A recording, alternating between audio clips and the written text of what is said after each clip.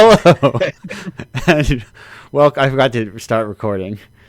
Classic goof of taking, I don't know, a few weeks off, because sometimes I'll schedule through the extended holidays, but sometimes it's like I can't get people. I'm like, I'm not gonna bother trying this shit. It takes too much work. Like, people are just not.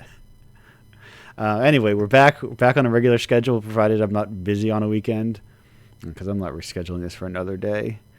Back with what might you ask? Back with, of course, Indiepocalypse Radio, the companion piece to Indiepocalypse, the eternally almost 6 years in, like, to the point where Indiepocalypse would go into school even if it was like a November child, or is it the other way around? I forget.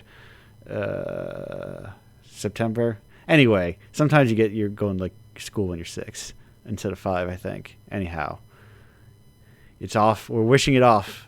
I'm Andrew, the aforementioned host of the show, and the other stuff that involves doing Indiepocalypse stuff, which is all the other things besides making the games inside of it. We are here with one person who made one of the games inside of it, two of the games inside of it technically, but one entry of it, an issue number 70 with Lavender Birth and Waterflow. Cherry Rider, how are you doing today? I'm doing pretty good. I mean, it's been pretty busy just in my personal life, but Yeah. Overall, just trying to find the balance between, jobs and everything else. Work and family, as they say. Yes. No, Cherry, I have to ask you, how do you find the balance between work and... No.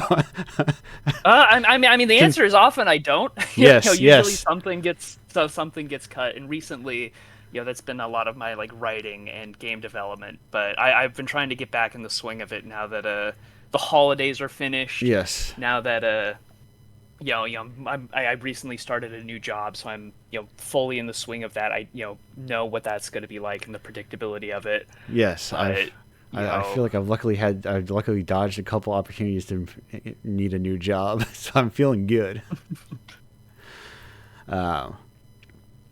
But yeah, no, that is like because that is kind of like the of the modern or like the eternal. I say modern independent artist in terms of like modern. I think in terms of what game developers are going to have to learn to get used to. Mm-hmm. I am of the opinion that the game industry isn't actually collapsing in any meaningful way. Well, I mean, no more so than the entirety of arts and entertainment is collapsing. Like, it is not collapsing distinctly in a way that television and film and music are collapsing, Right. Its collapse is not distinct. It is part of a larger, greater cultural collapse and consolidation of money, and people going, oh, these are streamers. We can charge different money for them for some reason. Yeah, well, and it's like things are collapsing, and like I'm certainly curious to see what that will look like in like Yes. the next couple of years. But I mean, like from my own, people have always been like making games, even if like they get zero money from it. Yes. And I am someone who's in that camp. I think I've made like $7 total. That's untrue. Outside of like the like indie pop. Oh, okay. money. I was gonna say you've made at least like 50 to 60. So by yeah, my count. Indiepocalypse is like the vast majority of the money I've made. And that's a terrifying doing thing that I indie hear work. too many times. But yeah, like outside of that, I've gotten exactly $7. Yeah. Which is but like ultimately I don't make because of the money. Right. And I think like it's some it's like sometimes they do have to choose between like, okay, like do I have to do the thing that's gonna like keep the lights on and create something or create something weird. But like I people have been doing this throughout like all of time. You can find people making stuff non-commercially, Right. like throughout all of history. And I guess like it's not good that like the support network around indies is kind of collapsing, and there's just less money to support people. Yes. But at the very I take a little bit of solace in just like there's still going to be weirdos making stuff. Yeah. And yeah. The thing I always, and I hope it'll change with time, is that there's no like spaces for people making more like fringe, non-commercial style games, like, because I've in other mediums, there's not a lot of them, but there are like spaces you can go, and people will pay you $40 or whatever to do Right. a bar gig, which isn't a lot, but like I feel like game dev misses even having any of those spaces, you know. Yeah. No, that makes a lot of sense. And like, because the game conventions I go to are very like traditional, down the middle video game kind of stuff, you know. Right. Like you're a little guy, you run around, you collect points, and then you beat a boss at the end. Yeah. Well, it's like in order to show a game at like most of those kind of conventions, like there's like all the fees with like travel, and then You're also right. just paying to show the game, and it's like that's going to exclude like a lot of people, and most and so I think you see like at places like PAX, it's mostly just like big AAA companies that are already making lots and lots of money, or like the Right. people who make indie games that kind of fit into a certain model of like, this is a commercially viable product that we know enough people will financially support that we can justify showing it off in Yeah. a convention I context. have I have tech income or whatever, that allows me to spend the money on. It is basically advertising. Like most people are not making any money. They're not selling anything, which is like, I think if people sold things, like if there's the culture more of like selling small games, that would go a long way to changing those kinds of things. Because then you're like, oh yeah, I can go to maybe not a PAX, but like smaller events, because like yeah, I can cover my table costs by selling my games. But Right.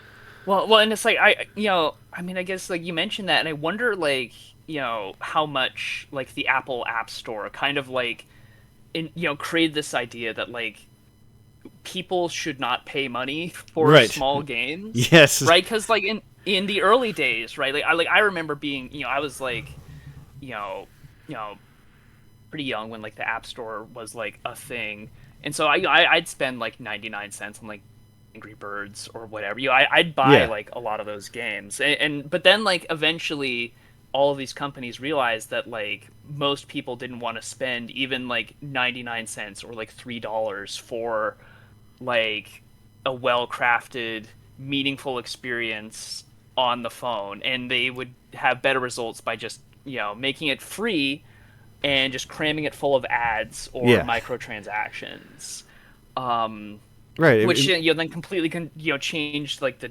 incentive structure for like how those games are being made. And it's like, if you can't get people to even spend 99 cents on Angry Birds, how much harder is it to get them to spend like a couple bucks on like weird kind of confronting art, Yes, more challenging stuff. yeah. Like, because I Um, feel, it's a question I've been asking myself eternally as I'm forever haunted by uh, the GQ poll of video games. Their top 100 list, and I think someone phrased it in a good way that makes sense. That it's technically more like the Empire list more than the Sight and Sound, but the person who made it compared to the Sight and Sound poll, which is fucking bleak. Uh, GQ put out a kind of aggregate style, like give us your top 10 games to a bunch of people, and mm, like their top game was like Breath of the Wild, and their second top game was like Last of Us. And I'm like, uh oh. oh Yeah, yeah. video games are, but like, because it makes me think about like what is the art house canon for like video games? Does it technically even have one? You I know? mean like I don't know. I mean like a lot of like the weird stuff I play is just so disparate, and it's like usually pretty obscure. Like I Yes. feel like there maybe was a time, like I think of games like Passage. Yeah. Like I heard about Passage because there was like a culture of people who were like, "Oh, there's this like weird game about like, playing through life in this like linear sequence." Yes. That. I didn't have to scour the internet for something like that. Whereas like if Passage came out today, I don't know if like it would have gotten the same amount of like attention No, that there it is got. this. I feel like there is this cultural space, where I think it's like between Summer of Arcade and some point in time that I can't pinpoint. like Summer of Arcade, Meat Boy, and all that, Braid, and all that stuff was made people go like, indie games, but there wasn't like the kind of like very commercial indie game pipeline we have nowadays. So people were like going like, oh, what's this? Passage, Cart Life, Howling Dogs, and like they were looking at like Twine stuff. No, that's correct. We cannot even reach Film Bro derogatory term level. Like, we do not have Game Bros. Like, I wish there was someone I could make fun of. Like, we don't. There. Yeah. I like there is the first layer where it's like you're kind of ashamed to be like, yes, I do like In the Airplane Over the Sea, but it's like it's kind of basic, so to speak. And we don't even have. I feel like games even lack the kind of like basic level. Yeah, well, and it's like, I just wonder if like part of that is like because of like the algorithms and how they drive like discussion Right. of like media as a whole, but also especially games. Yes. Right, like like most of the big critics, right? They all write about like big releases, Right, and in part that's because like that's how they have to, like people, right? Like it all feeds back into itself. And it's like I've done stuff like like I've like also like written like YouTube videos. I still do it, or I try to, but again, the time thing. Yeah. But it's like I remember like looking through, and like you could find a million people talking about like, or I looked it up one day, and it's like you can find people talking about like the Sonic Leapster game, right? Like the one they made on like the educational devices, and like that's valid. I think it is worth talking about that to a certain extent, but Yes. also like when I think about like games where like someone has done very thoughtful, meaningful work to create this like very interesting artistic experience, and nobody on YouTube is going to talk about it because it's like, well, why am I going to talk about something that isn't going to get me any clicks? Yes. Whereas like people know, well, oh, Sonic, that will get clicks, so we're gonna find the weirdest piece of Sonic media to talk about. It And feels it's just, it's just all driven by like a lot of like catering to what people already want to see, right? People, I don't think people are watching like Mario 64 videos because it's like they've never played the game and they need to know more about it. Yeah. It's like, oh, I want people to talk about this game that I already know about, and I want to hear someone else's take. But may I give you an optimistic glimpse into the future?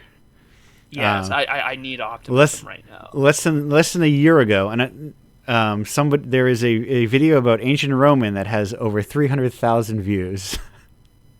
And what I think is like, I think there is like a push, like you can find like not small number of views on like old games. Like I feel like there's a lot of like old game kind of like people are doing the cool, like the thing you do, which is like you dig around for like, you do like crate digging, you want to find the cool stuff that people don't know about. And I feel like I'm seeing more and more of that, like on YouTube. That's more than like social media, so you can, that's where you can get like a video about Linda Cubed for like, it has like over 100, like over 500,000 views, Yeah, no, and maybe it's just like, like that, like, yeah, I think that stuff is good, and I have seen more of that, kind of rising up, and I think that kind of like covering a lot of contemporary indie stuff as well. Right. I think those two kind of things kind of eventually go hand in hand, because like your Truffaut bros also probably are paying attention to modern indie cinema, Right. It's the accumulation of the culture, the desire to be unrelatable. That's how I thought about it weirdly, like back in high school. I was like, what if I just became unrelatable and just got into stuff that nobody knew about? And it's a fun thing, and it's a thing I don't know how to not do anymore. And it is kind of fun to be like, oh yeah, I just kind of like the things that I like, which often means you can't talk to people about things.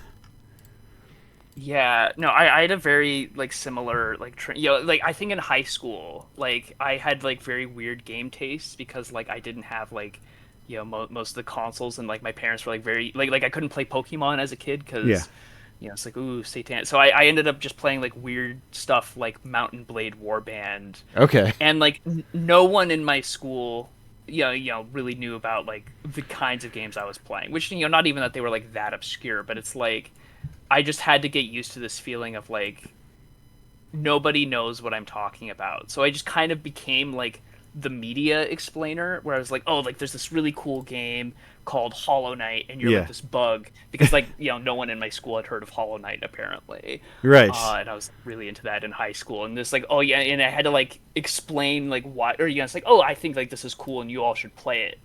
And I think like that sent me down this path of just becoming more and more obsessive over like finding weird stuff and then eventually like realizing like that could kind of be my angle for like talking about a lot of stuff Yeah. is um Like so you know somebody needs to be the person in the friend group that played Baroque and wants to tell everyone about Baroque. yes And that became me this year or the end of last year. It's like, holy shit. Someone kept saying to me like, you should I was talking to someone at a game dev holiday party and I kept talking about all the things I like. You should just play Baroque. You sound like a person who would like Baroque. And then I played Baroque and I'm like, damn, they got me. They got me. no do you recommend like the like Saturn version or Yes. like what's like the version oh okay The the Saturn Version version is the because it's definitely not the PS2 and Wii because the art looks like way worse. mm, Just on that, like I've not played those two, but like just aesthetically, they're like way worse looking. yeah, no, like I've done like when I was like setting up Saturn emulation like a while back. I was like, what game should I test it with? And I think I picked Baroque, and I did like one run, and I was like, this looks kind of interesting. And I definitely agree about like it looks like a completely different game. Yes, And I was like, I'm not sure if it's like the gameplay is better or worse, but I definitely prefer like the first person kind of grimy aesthetic of it's the great. Saturn. You gnaw on bones in that game. Yeah. It's just a cool like It, that generation. I think is the more like maybe the most interesting like AAA like mainstream studio generation. That kind of like Saturn, PS1, maybe into PS2 to some degree. I feel like you find some of the most like interesting stuff around that period. yeah.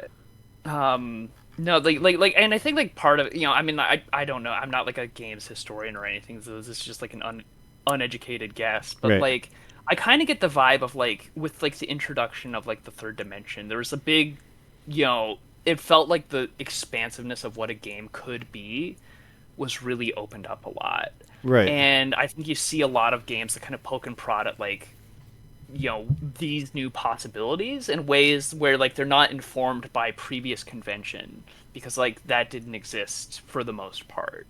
um and so you get like these games that are like surprisingly big. I remember like a couple of years ago there was the leak of like the top selling like PlayStation games of all time, and like somewhere on that list and like the top 100 is like IQ Intelligent Cube, Right. which like you wouldn't think of as like being one of like the top 200 best-selling like PlayStation games of all time, but like it is, and it's just so weird and abstract in a Right. way that like you just do not see from like big like mainstream game. Well, I mean, there is weirdness, there, but like, I was like, wow, like that definitely feels like something that could have only happened on like the PlayStation 1. Right, right, and I think it's the part of like budget, and like budget probably plays a big part in all of it. Budget, it's the general downturn of risk in all. It's once again not a game thing. It's kind of like an arts thing, kind of like a capitalism thing of the the downturn of experimentation.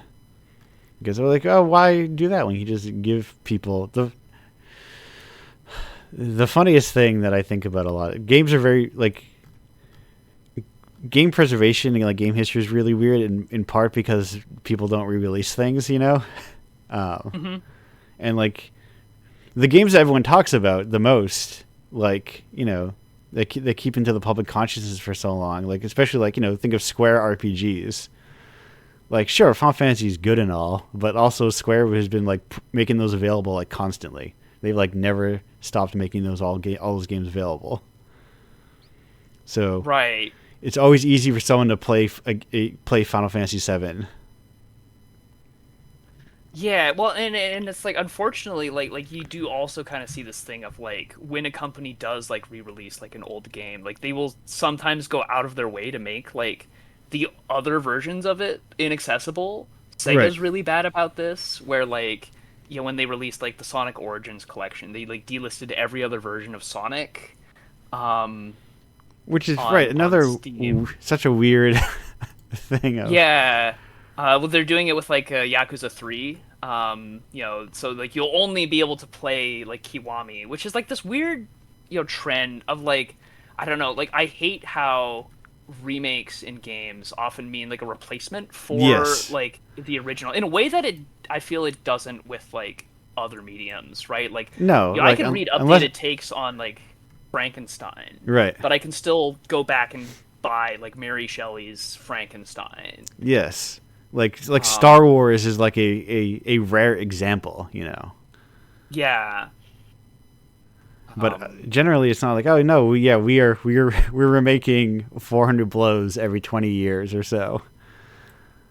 Uh, yeah, and then when we do, we have to like destroy all the old copies so no one yes, else can we, ever we've watch the original. it's in color now because colors are better. Um, Yeah. um, uh, I mean, like games are just really weird. They're just a really weird medium, and I think it's like you run into games as software. I think is where a lot of people's opinions come from. They view games as software that have like you improve software over time. Right. Yeah, like, Um, and it's like, oh well, of course, Assassin's Creed 3 is better than Assassin's Creed 4.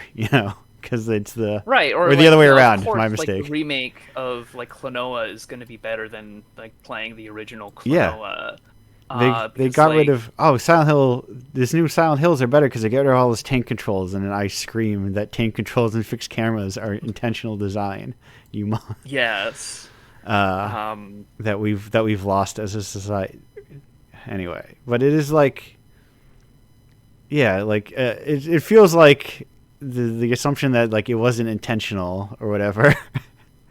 or that like limitations are something that have to be like fixed, Yes. or that like if we don't go like, or it's like like with like the Metal Gear re-release. I remember a lot of people in like the Steam reviews being like, well, they should have added more like resolution options. Dolphin has those, so like, why can't we like have widescreen resolution on like the Metal Gear Solid like re-release, which from what I understand was pretty faithful. Um, but it just like there's like an Yeah. expectation in the audience that it has to be fixed Yes. or brought up to like modern standards. And that's a game that Um, honestly still looks great. yeah, no, like it looks really good, and like like I've never had a problem with how it looks. Yeah. So like I just did not understand what people's like complaints were at the time. Um, Like that's I think but that's especially as you see more people borrow those like PS1 aesthetics. Um, like so my working theory is that as an elder statesman, as more people grow up not having lived through the technological progress of games, um, it starts to feel less like progress and more just like an aesthetic, if that mm, makes sense. no, that makes perfect sense actually. Like they Um, didn't see Metal Gear go from like NES to PS1 to PS2 to PS3. They go, oh, you can see so much of Snake now. It's just like, oh, no, here's this snake looks like this, the other snake looks like that, and there's just like different aesthetic choices. yeah.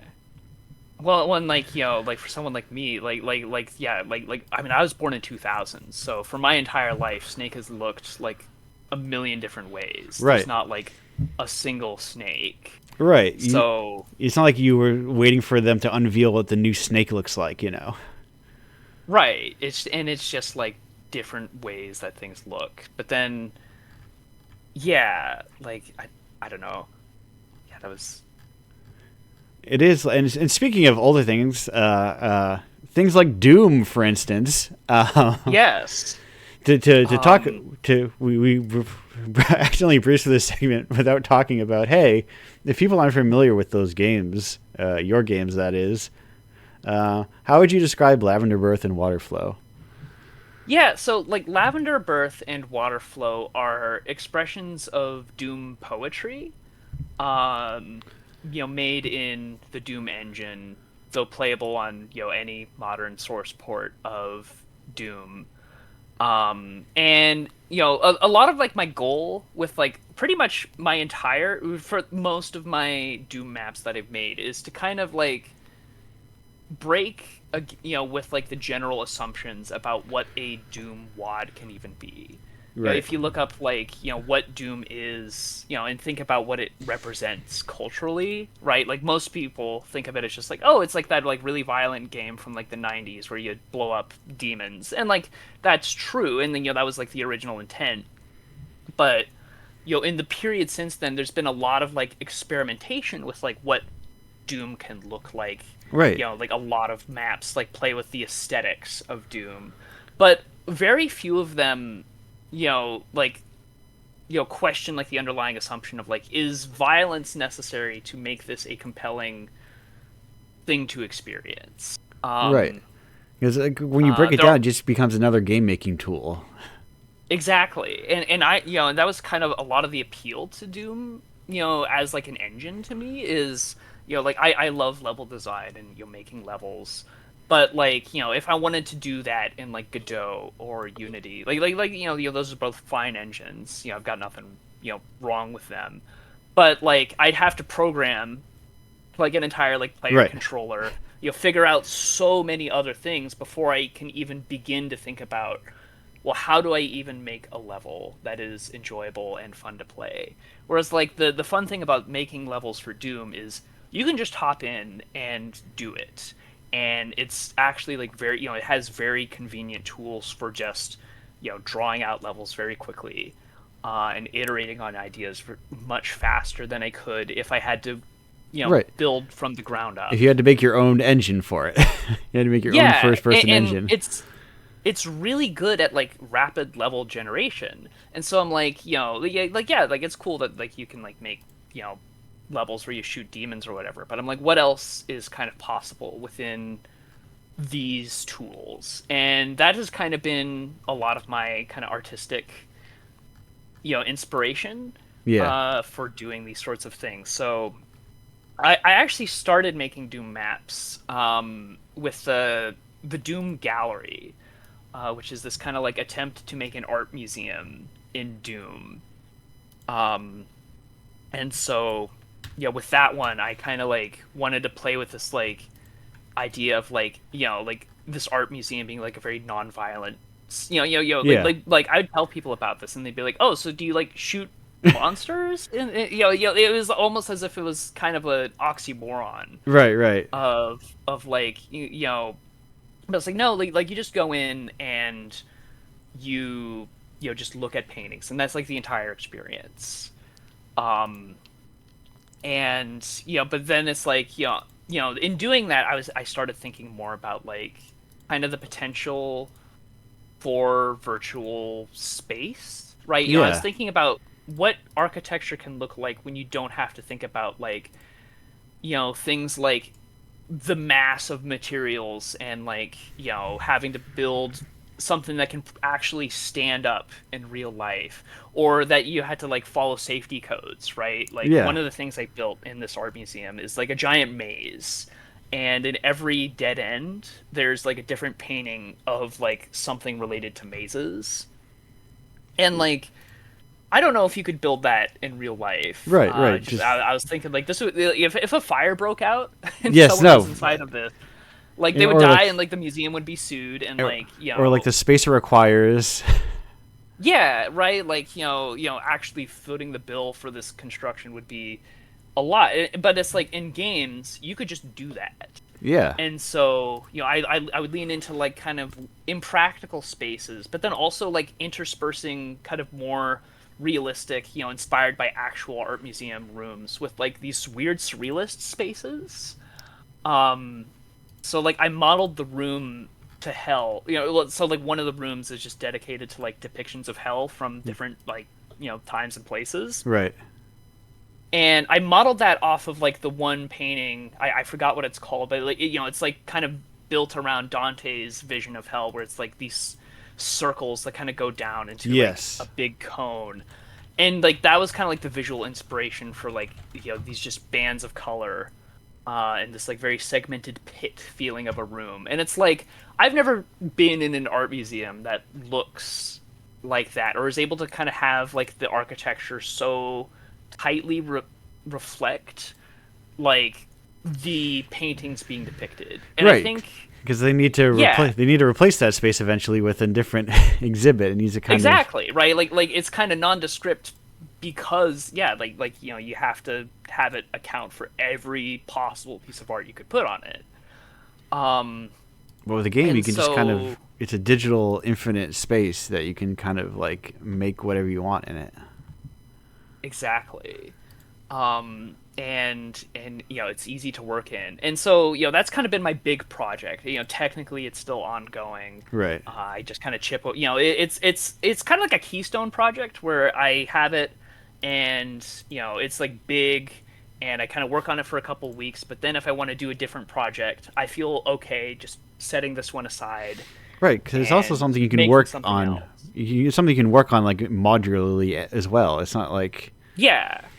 Like I can like do a thing where I like put up a couple rooms, or like currently I'm kind of working on like the exterior because I was like, oh, I need to have the exterior of the museum. I can't just do an interior. right. Um, and so I can kind of like segment my work and do different things. And part of that I think was also just built around like the how I went about the art curation process. Because I didn't want to just have like the popular paintings that like you could the kind of like tropey Yeah. art paintings. I'm not going to put the Mona Lisa up. But then like if you want to find stuff that's thematically related to Doom, but then also not super well known, like that's going to require you to do like actual like research into like the history of art, or just like you read a bunch of books essentially. And like so like a lot of my development time was just like reading, not actually like making anything. But I mean, that's um a thing that gets lost, I think, sometimes. And it's a classic problem of art that you see it in games, you see it in everything. Of like, oh, the person making this only experiences more of this thing. Making games, right. having only played games, find you find yourself too limited. But that gives you, Yeah. it's like a crucial part of the process is sometimes doesn't exist in the actual making of the thing. Uh, Right. Like honing your artistic skills is not just like obviously making games is part of making yeah, making becoming a better game. at making games. But I think like yeah, like I get a lot out of like like I also, I mean, like my background is in like English, as like an Yeah. English major. And so like just like reading just like fiction, right? Like that does so much for I think inspiring me with regards to just like how to think about prose or like narrative possibility. I mean, and like that kind of seeps into my influence, or how I approach like the poem maps. Yeah. Where like like one of my professors, he was like a big poetry guy, and I had to go through submitting poems to him, and he'd always have these like long rigorous critiques where he's like, avoid all cliches. Yes. If you ever like make any kind of allusion to a statement you've ever heard before, that's what he would say. And like going through that process was what allowed me to make like a poem map that's not just like, oh, I made like a poem in Doom, but then it's just kind of like, and like I kind of see this sometimes in games. I don't want to call out any specific game, Right. That's for but the breaks. sometimes, yeah, there's like sometimes I'll see like, oh, like this game wants to have like a poem in it, and it's like roses are red, violets are blue, like I love you or whatever, Yeah. and it's like fine, like it conveys the point, Right. Right. but Well, because then it's like I'm like, yeah, there's it, this one, um, presumably because it exists narratively as a poem, and then like, oh, I have to write a poem. Uh-oh. yeah, right, and then and like the idea is like, oh, like this character is supposed to be like a great poet who has been like practicing this for many years, and Yeah. it's like, this is not how like a great, and it, I guess it's like one of those things of if you know like enough about a subject, when Right. that subject comes up in media, you're like, you know, critiquing it as like, oh, that's not how it actually is, right? I'm sure like if I was a chef, Yeah. and I'd be like, ah, like overcooked is an overly simplistic depiction of cooking or whatever. Or like, oh, Yes. that's not how that works. But like, the point isn't to necessarily be super great. No. No. It's As to like a like realistic depiction of cooking. It's right. Most art is you know, abstracted anyway. yes. We Um, we I mean theater. There's none of that stuff there. That's all. right. But we are approaching the end of our segment here. We actually were approaching it before I started, but didn't want to leave your segment without actually having talked about your games. That's fair. But I have a couple questions from you, the stock Indiepocalypse questions as they were. First up, I gotta know, hey, what's your favorite type of rock? Oh man, my favorite type of, I want to say like igneous rock. Okay. Like igneous rock, I've always just found it very cool. The kind of like obsidian stuff. You can make cool tools out of it. Yeah. Very very useful rock for many people, and And also very pretty. and second question, unrelated question. Do you have a favorite Toho character? Oh gosh, see, like I've played like Toho games. I Yes. played like all like the old PC '98 games, and I played some of the fan games. But like the only two I know off like the only two whose names I remember are like Rimu and like Melissa, if that even is her name. Marissa, I believe. Marissa, Yes. that's what it is. Well, you gotta pick So I one. mean, I guess like by default, I'm gonna, you know, I guess I have to say Rimu, Okay. which feels like saying my favorite Smash Brothers character is Mario, but But um, sometimes there's someone out there whose favorite Smash Bros. Character is Mario. yeah, sometimes that's the move set that speaks to you. Yeah. So Well, that said, thanks for joining me. We're gonna go on a break for like 2 minutes and 8 seconds, more or less, and we'll be back after that. Goodbye for now.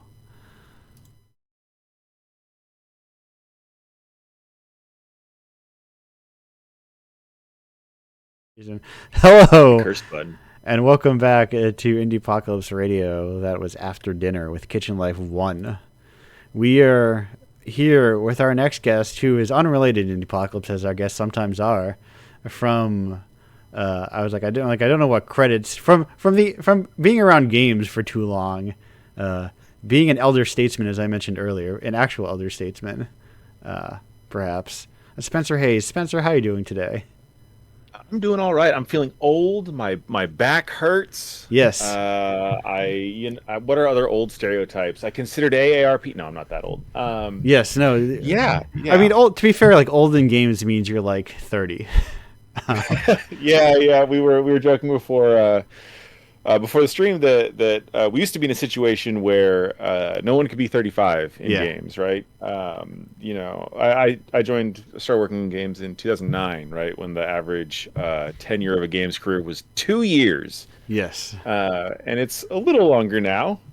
Who could say if it's better? But it's Right. longer now. Yes. So been sort the- of hanging on since then. The persistence of social media at least makes people disappear less because they can just yap on social media.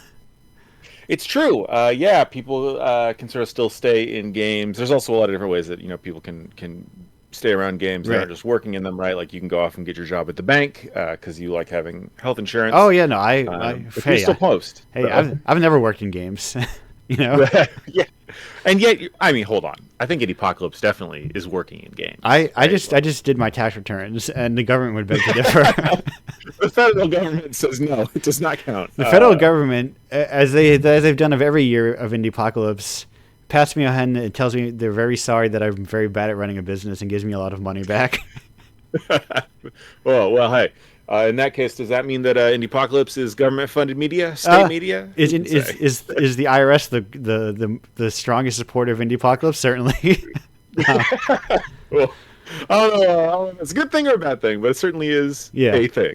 Yes. So, but I mean, that is the also mentioned the thing, like sometimes just like, because to be independent is just like to eat shit for a long time, you know.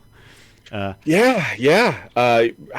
long that is? How long you have to keep at the shit buffet? Yes, we'll find out. I've been watching, like, I see other independent small press stuff like slowly shut down around me. I go, oh, that's just kind of the inevitable fate of like self-funded small press. Like it eventually just like tires you out and you stop. I mean, I think that's sort of all indie art, right? Is you just sort of eat shit until eventually you go, I'm tired of this shit, and then you die, right? Like that's kind of the only two options. Is you. Yeah, no, I the one I was talking about was at the beginning of this year or the end of last year, I got a thing from like a Quindry Press, which is a comic small press that I've been like backing their Kickstarter projects for like a few years, and they're like, oh, we're done. Too much work. I need money.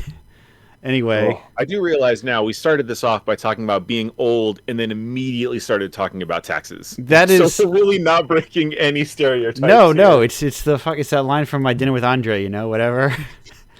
I turned 30, and all I could think about was money. Oh my god! Everybody wants my money. Everybody's trying to get it. Yeah.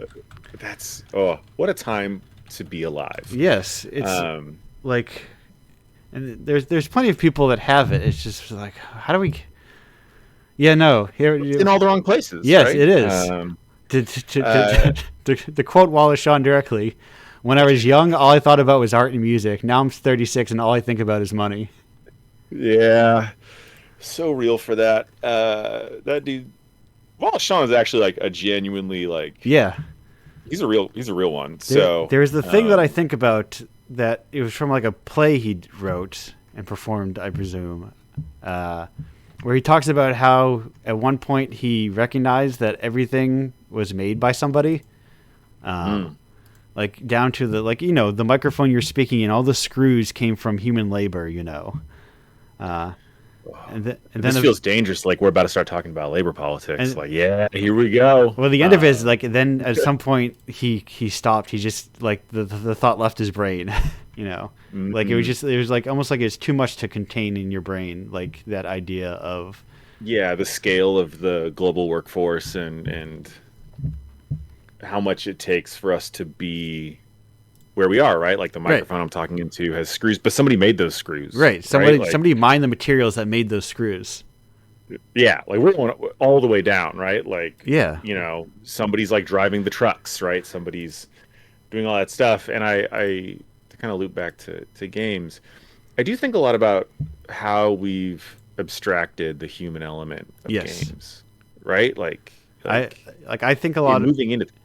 Yeah. I think a lot about the Game Awards and how the Game Awards credit the only humans they credit are like composers and voice actors, who deserve to be credited, right? But then that was a long sort of thing. But that's more. It's more a thing of like why have they got to figure it out and why is everyone else crediting studios?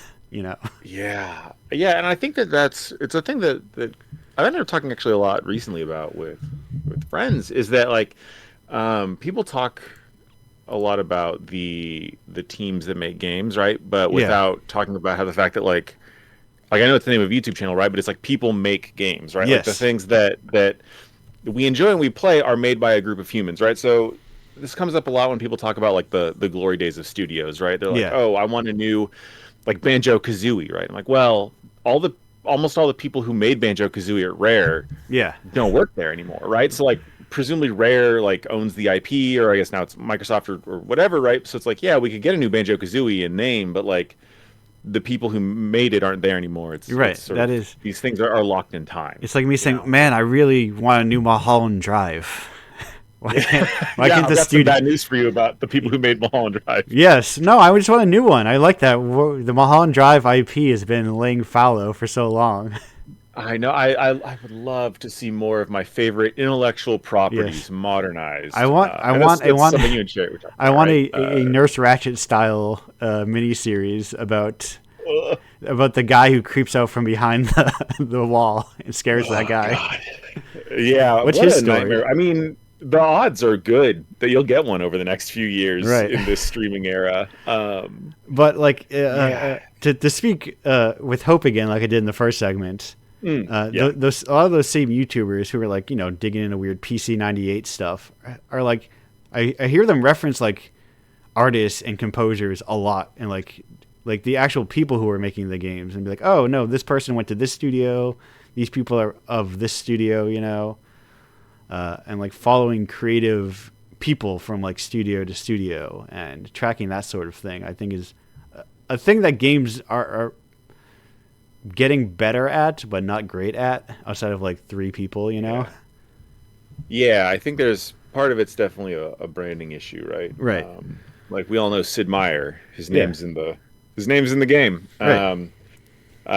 But yeah, and I think there's also a problem with like misattribution, right? Like you said, like, oh, here's the director of the studio, or here's this team lead. Yeah. Right. But it's like, well, Kojima's not modeling things, right? Maybe No. that's a bad excuse. It's No. Kojima is sort of one of the few that Yeah, I was really gonna puts say- his fingers into everything. But you get But it, right? he is the Offset is the rare kind of like I think of as one of the rare AAA people who actually like, oh no, you can feel his influence on something.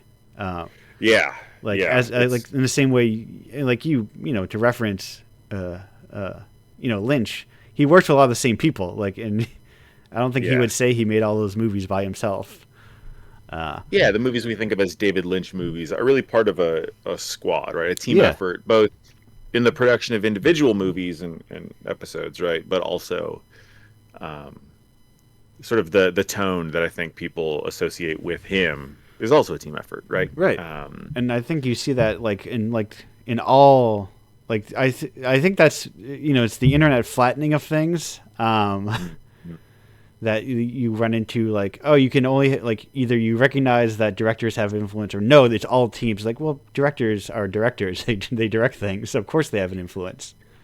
Yeah, it's definitely the flattening of it, right? Where it's we were talking about this a little bit before, and it sort of I think ties into the kind of labor stuff we were talking about Yeah, earlier, right? Is I see a lot of like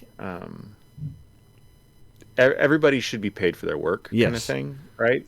But sometimes you have to do something for the love of the game, right? Like not everything has to be a capitalist transaction. yeah, And I think that ties a lot into what you and Chariot were talking about, in the first section of the show, right? Is like there are games that I think in any indie art have to be made as like there's something, in my soul that I need to pull out Yes. and put into the world, right?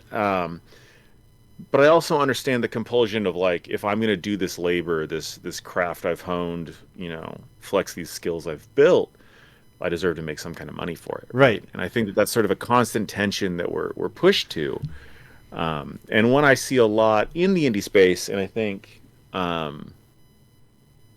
one that like Indiepocalypse sort of helps address, right, is like, yeah, you can have these smaller games that otherwise, people wouldn't be getting paid for these projects. Oh right? yeah, no, and I Yeah. very purposely, I even say at the bottom when someone was like, I forget, somebody said something on and like left a comment or something. I was like, it pushed me to go to add something to all of my pages to say, hey, these games are also free if you just click on the people's names most of the time, like it's kind of like using commerce to smuggle games into people's consciousness. Yeah, and I think that's good, but also I think that it's important because I think like Mayuri in chat is saying, you need money to be able to keep creating, right? And it's like, Right. yeah, 100%, right? Like not everyone can afford to just plunk down 20 hours a week on nights and weekends, Yes. making weird art, right? Like weird art is, I think, like an affirmation of the human spirit, but you can't eat that, right? No, you no. can't get your landlord off your back by being creatively fulfilled, right? I can't go to the grocery store and be like, look at all these comments on my itch page. Yeah, right. Like, oh man, I'm so creatively fulfilled. I spoke, my truth into the world. Anyway, I'm gonna need to steal these bananas, right? Yes. Like they're not gonna let you. I think. Oh no, I'm blinking. Stuff on Bat. There it is. Found it. Found the name. I had a post that I think about a lot of, like, indie games are just like people who can afford to fail. Yeah. I think that, and I think that's sort of this interesting transition that's happened over the last 10, 15 years, right? As you sort of mentioned at the top, I'm a elder statesman, a grandpa. Yes. Indie game grandpa, right? No, I likewise have like 15-year-old executables on my computer that I got from like people's personal websites. I have Cactus Arcade on my computer somewhere. Hell yeah! I was cleaning out a hard drive the other day and finding like these old, like, in development builds of, like, I got a pre-release build of Johann Sebastian Joust that works on only on Macs, right? Because, like, that was the only thing that had like the Bluetooth bandwidth or something at the time to be able to feature that many controllers or something. Do I have a copy of Antichamber on my computer somewhere called Hazard: A Journey Through Life? I think I do. I mean, now we're just flexing, but yeah. No, like I was thinking about this when I was listening on the conversation with you and Chariot, right? Is like I think being old enough and having this sort of long enough time really like tying into the indie scene, right? Seeing all this work, that it feels like we had sort of a really profitable window right in the middle here, right? Like we had this time where indie games, you could make indie games not as an artist but as like an entrepreneur or like a small business owner, right? And I think that's a lot shakier than ever before, right? Like sort of the word Indiepocalypse as well as the name Indiepocalypse, though. The business class indie game developer is in a rougher spot than they were. The art class game developer in the same spot that they were 15 years ago. Yeah, I think if you just still keep making eating no money, shit, right? Like you're still sort of eating shit. It's like, yeah, man, great. This is being a joke about independent artists just eating shit. Yeah, forever, I mean, right? Hey, look, it got an award, but I don't think Anthology of the Killer is not playing any mentions. Oh yeah, hell of a game or games, I guess. But yeah, and so I think that I see this kind of window as a real opportunity to. I think remember what we've forgotten, right?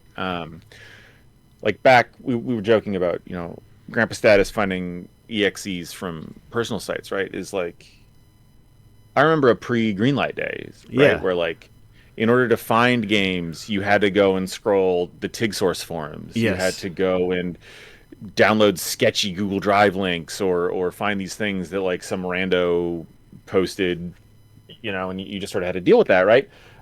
In a way that I think you have to do in a lot of other mediums, right? Like I think that, I guess there's probably people just like browsing the top selling books on Amazon and just buying those. And that's probably a pretty dire media diet. Like that seems pretty dog shit, right? But like top selling anything is like a rough way to look at culture, Yeah. And so I think that we as sort of game fans and game makers and people who like value art, right? I assume that everybody listening here values art. Presumably. Otherwise, what are you doing here? But yeah, I think that we have to sort of get back into this mode of understanding that like we cannot rely on these systems to help us find really meaningful experiences, right? I think the health of a medium can be gauged by how much does your critic top list line up with a sales list? And the more overlap you have, the worse off your medium is. Oh, yeah. I won't say any names in particular, but yeah, I think that like I've sort of... Well, you can't because it's literally every name. Yeah. Just pick a name. There's practically no deviation. Yeah. And I think that's sort of something that as games media is in, I think, a pretty precarious tough spot right now, right? to say the least. Yeah. precarious spot right now, and I think that that's sort of let some folks swoop in and kind of become the de facto voice Right. of awards, right? And so like I think that like the idea that there was a game of the year, right, has always been kind of bullshit, right? Yes. Like but now I think more than ever you can point to very specific things and say like, ah, this is the game of the year, right? Like the industry has chosen this as the best one. And I think that that's not really healthy because I think that a lot of the sort of players that are left in the space are not necessarily looking for things that like artistic expression. They're more interested in things like polish, Yes. right? Yeah, It is. I feel like the Game Awards is actually like the perfect. It's actually a perfect shining example of the video game industry because it's done nothing to justify its importance other than spend a lot of money and insist that it's important. Yeah, it really insists upon itself. Like it doesn't come from like a legacy of anything. Like, well, hold on. I saw back when Jack Black was dancing in his underwear on Spike TV back in like 2004.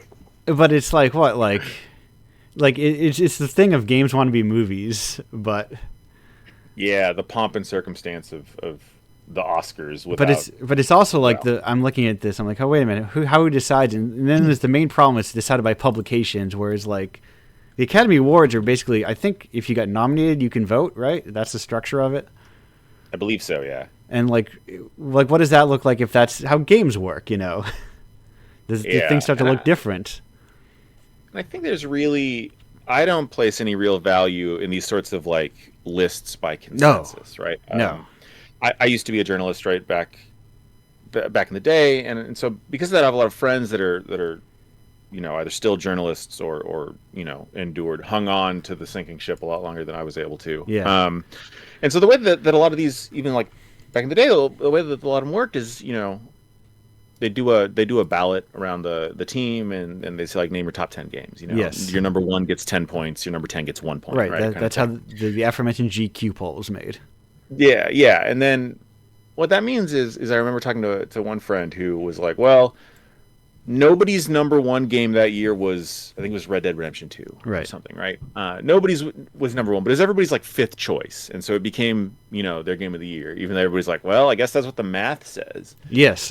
I think that none of these like aggregate lists are actually anybody's anything, right? It's just slop. We made analog AI slop. Right.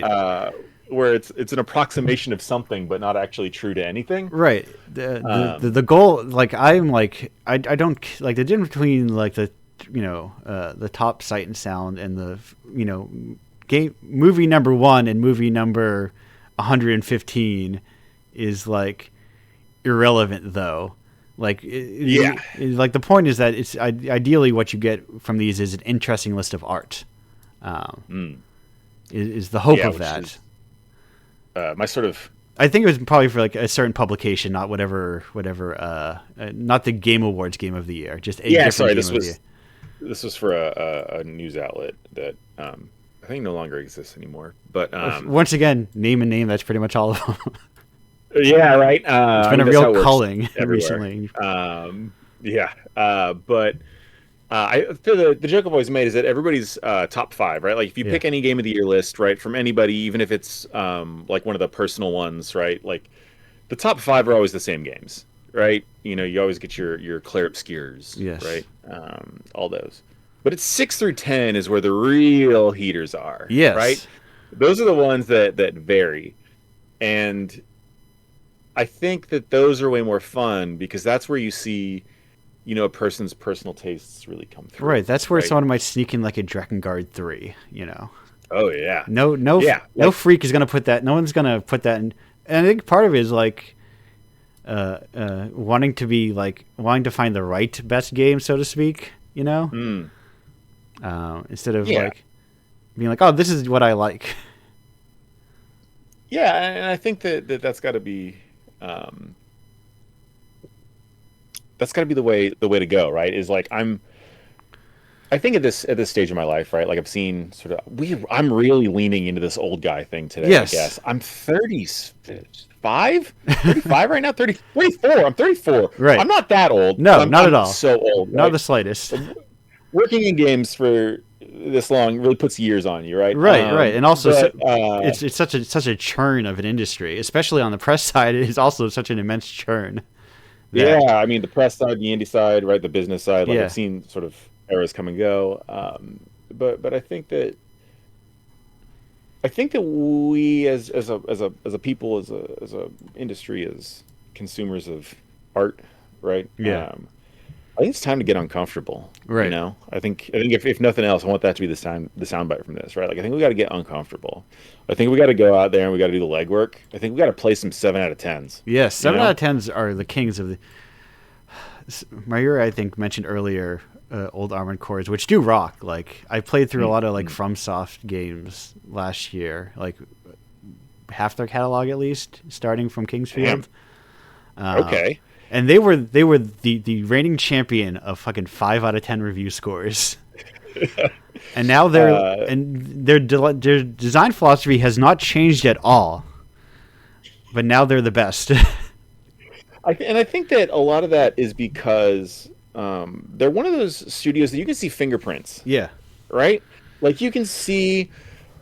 There's the joke about the some dude at FromSoft who loves Poison Swamps. Yes. You know, whether it's Miyazaki or somebody else, right? But you can see that, right? No, like yeah, you can see the individual tastes and predilections of the developers in there, right? There's a hilarious Poison section in Shadow Tower. God, in the PS1. Shadow Tower is one of the few FromSofts I haven't played, and I don't doubt that it is just awful. Yes. Right? Just a nightmare. But yeah, I think that as we polish something, right? Like polishing something removes the rough edges. Yeah. You know, like as you sort of when you make a game for everyone, you've made a game for no one, right? Like it's impossible to make a kind of 100% hit rate art, right? Yeah, no, that is like I think of it like the way I phrase the exact same idea is the art that speaks to everyone speaks to no one person in particular, you know. It's the same. Exactly. And yeah, and I think that's sort of what I'm looking for now in my life is I'm looking for games with fingerprints. Yeah. Right? Like I want to see a game that I want to play a game I can see someone in, right? In the same way that I watch a movie that I can see someone in. It's the Melis Hantani classic of alive game and dead game, you know. Now we're walking as philosophers here. We're like really getting into it. I love Indiepocalypse. I think about art a lot. Surprise. People who have been involved in independent spaces for a long time think about art a lot. Who'd have thought?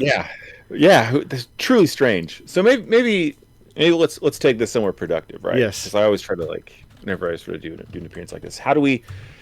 What can we prescribe to people, to the people leading this? Like, what can we do to like really? I think.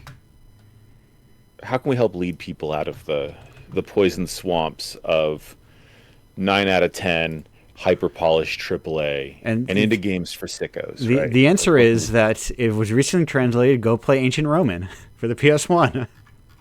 That's your sicko game. That's the one where you're like, all right, gamers. I have not yet. I am threatening myself to eventually play because I think it came out. The translation was like very recent. That actually was put in English. I actually hadn't realized there was a translation. Yes. So I'm currently being made more sick, more of a sicko by appearing on here. It is to be like the to be the weird friend who is the person who has like weird tastes, you know. Yeah. And that was something that I was thinking about while I was listening in on the conversation out with Chariot, right? Is like, and I think sort of that I brought up before, right? In the sort of the before times of indie games when you had to go and browse TIG source and all that, right? Yeah. Is like, I think that this is my hot take, I guess, is that I think the hipsters were unfairly maligned. Spencer, you're in good company. I've been saying for years we need to bring hipsters back. I know, because I think that like maybe I was a hipster at the time or something, right? Like the sort of the hipsters that everybody hated in the late 2000s were people whose greatest sin was liking things, Yes. right? They were people that cared enough about art to find music you probably hadn't heard of, And right? listen, And like sometimes they were obnoxious. sure, but if that was their greatest sin, like Yes. that's not that bad. And I think that sort of the antithesis to that, right, as we swung back so far in the other direction, was like MCU bros, Yeah. right?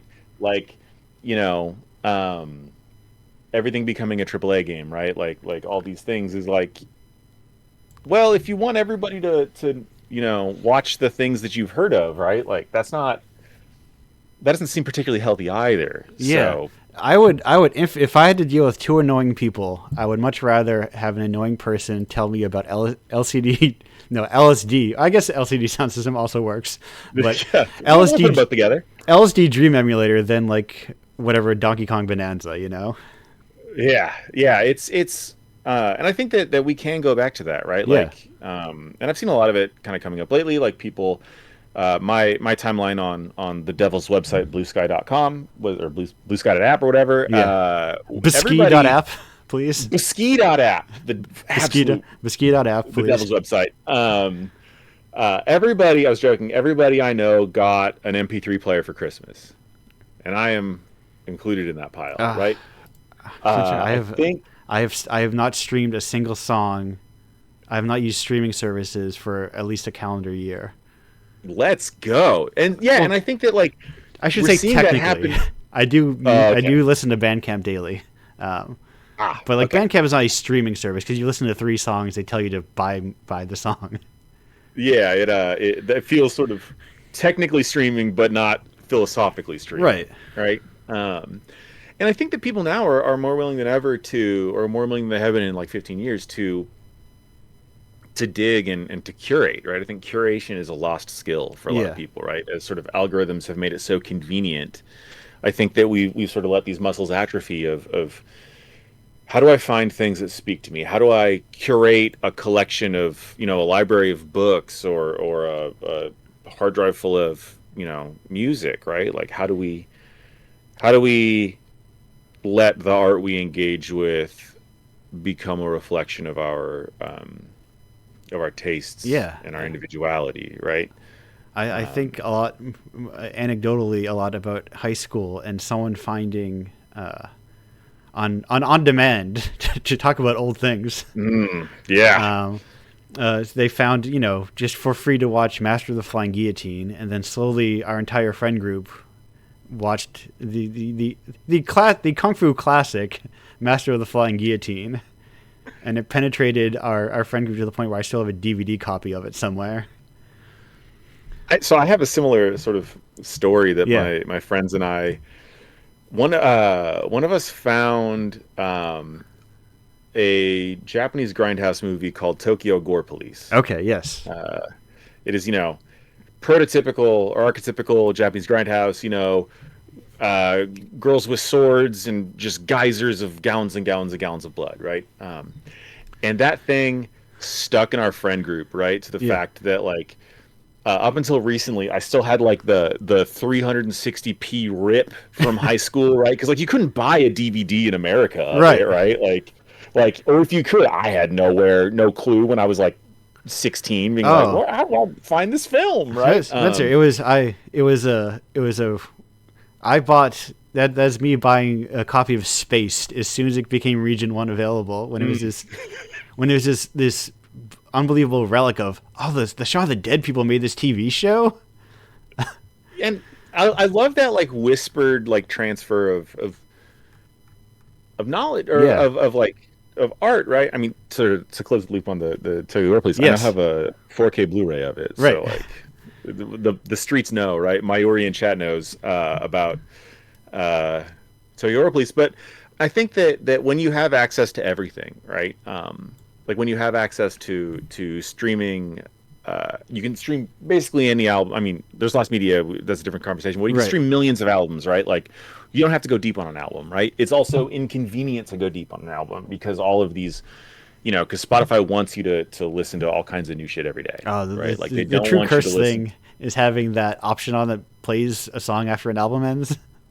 Oh, I turn that. Please.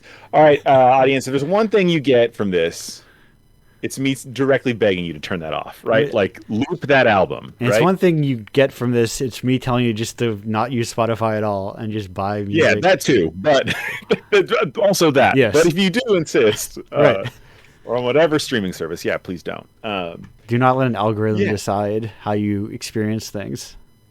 Yeah, exactly. And so one thing I've been really trying to do and bugging all my friends, and I think they're pretty mad about it at this point, is to like go and do some digging, find it, right? Go spend an hour scrolling Bandcamp, right? Go to, NTS Live and like type in a genre and go find a DJ mixing stuff from like, 70s B-sides, right? Like go and find some weird shit. Because like, if you limit yourself to only playing the games that came out in the last 9 months, right? Like you're gonna end up playing a lot of crap. You know, like if you limit yourself in that way, or if you only listen to whatever the new album is, right, or these kinds of things, right? It might be fresh and new, but you're gonna miss a lot of heaters. You're gonna miss a lot of texture that only comes from listening to an album 20, 30 times over a couple of months, right? Like I think there's so much better ways to engage with art and media than the sort of 101 level survey of a field. Right. So, and having like the same tastes. And speaking of liking things, hey, Spencer, what's your favorite type of rock? So I like bismuth. Is it okay to go specific? Yeah, on kind of rock? You can go as specific as you want to get. I love bismuth. They are, if anybody's never seen bismuth, they are squares. Yep. Somehow, they are like sort of like inverted ziggurats, right? Like these like stepped kind of pyramid shapes, and they're also incredibly shiny. Like they're like rainbow. I can't think of what that term is for like a rainbow reflective thing. I know what you mean though. Like bubbles. They're really pretty. They're really strange. They look low poly, right? Yeah. Yeah. It's a strange rock, and I like them a lot. There's a store that sells rocks here in San Francisco where I live, and so I end up walking by all the time. They're like, "I'll sell you this like 8-pound chunk of bismuth, but it's like $400." I don't know about that. Yeah, that's a bit of money. So, yeah. To relate to a bit in the chat, I got a hand-me-down, not a hand-me-down, a broken iPad someone got from their work that was getting thrown away, and it was the most laborious process to just get files onto it. Oh, God, yeah, I think everybody should make a home server at this point. So your work's thrown at a computer. And take that shit home with you. Second question: hey, do you have a favorite Toho character? Oh, I am a certified Toho sicko. Okay. Dude, I am a psycho for that shit. It is Sakuya, because Perfect Cherry Blossom is my favorite Toho game. Sakuya is cool and throws knives, right? Yes. Like I love that shit. She's getting a little bit of play lately. She disappeared for like 10 years, right? It wasn't in a mainline Toho, but now that Luna Nights has come out, people are hearing about the good word. That is often my recommendation for people. An easy recommendation if people are wary of bullet hells but want to get into Toho. Luna Nights is like a great Toho entry point. Yeah, and Team Ladybug has done a lot of cool stuff. Yes. They're sort of, they're doing some. They're not all hits, but in the spirit of 7 out of 10s that suck in a really specific way. Right. If you want to see people who make things that look like Metroidvanias but aren't Metroidvanias, yeah, they are on one, to be sure. Yes. Also, go play Toho. I think a lot of people are gonna Toho rocks. Twisted up on that.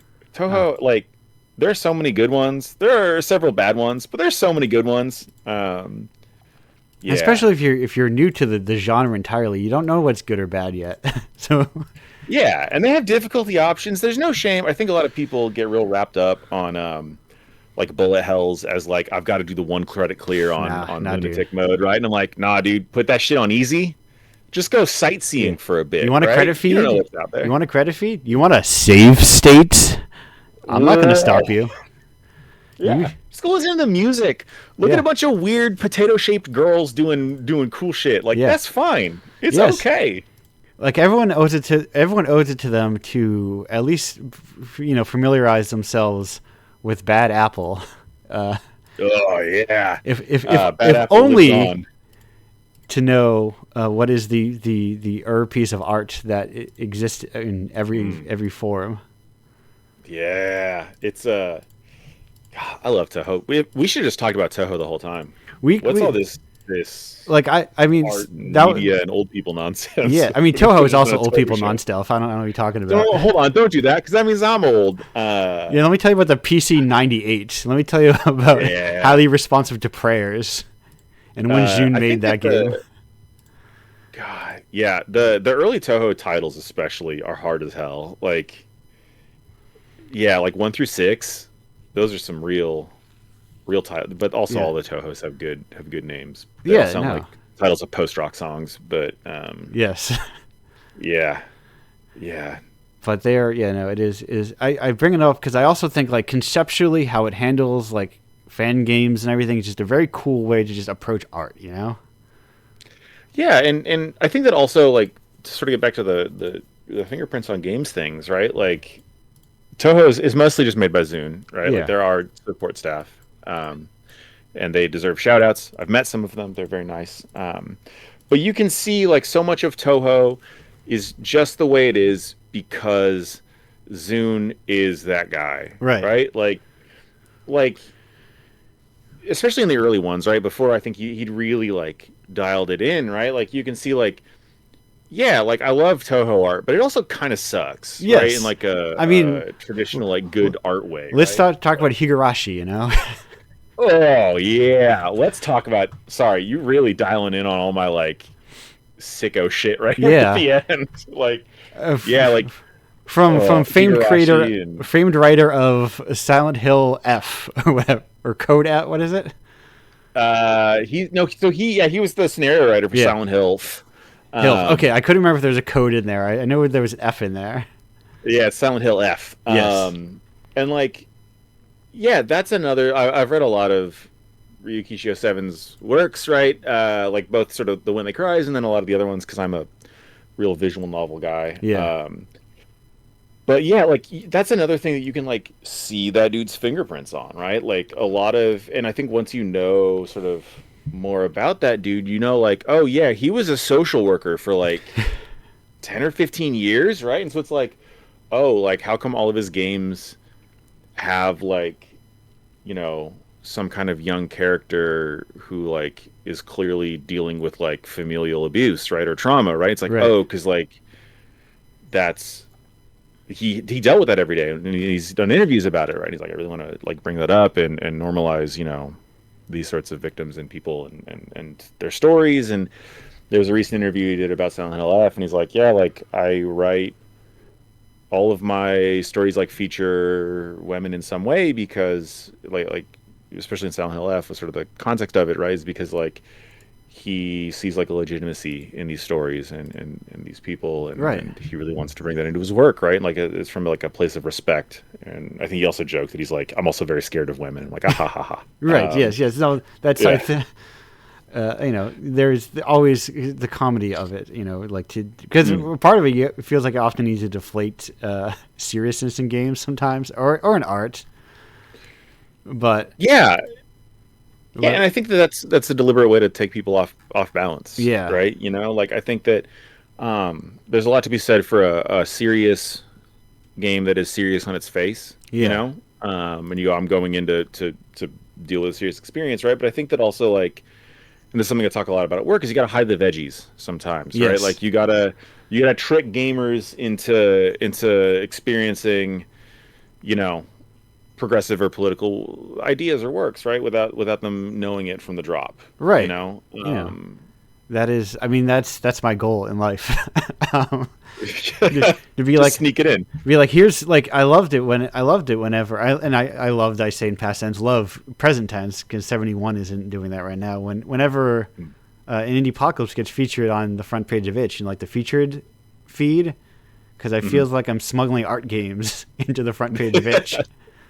Yeah, literally smuggling them. You've got your box like, hey, look at this. Oh, what's in here? Yeah, because for better or for worse, even the featured thing tends to center around like, here are video games that you play.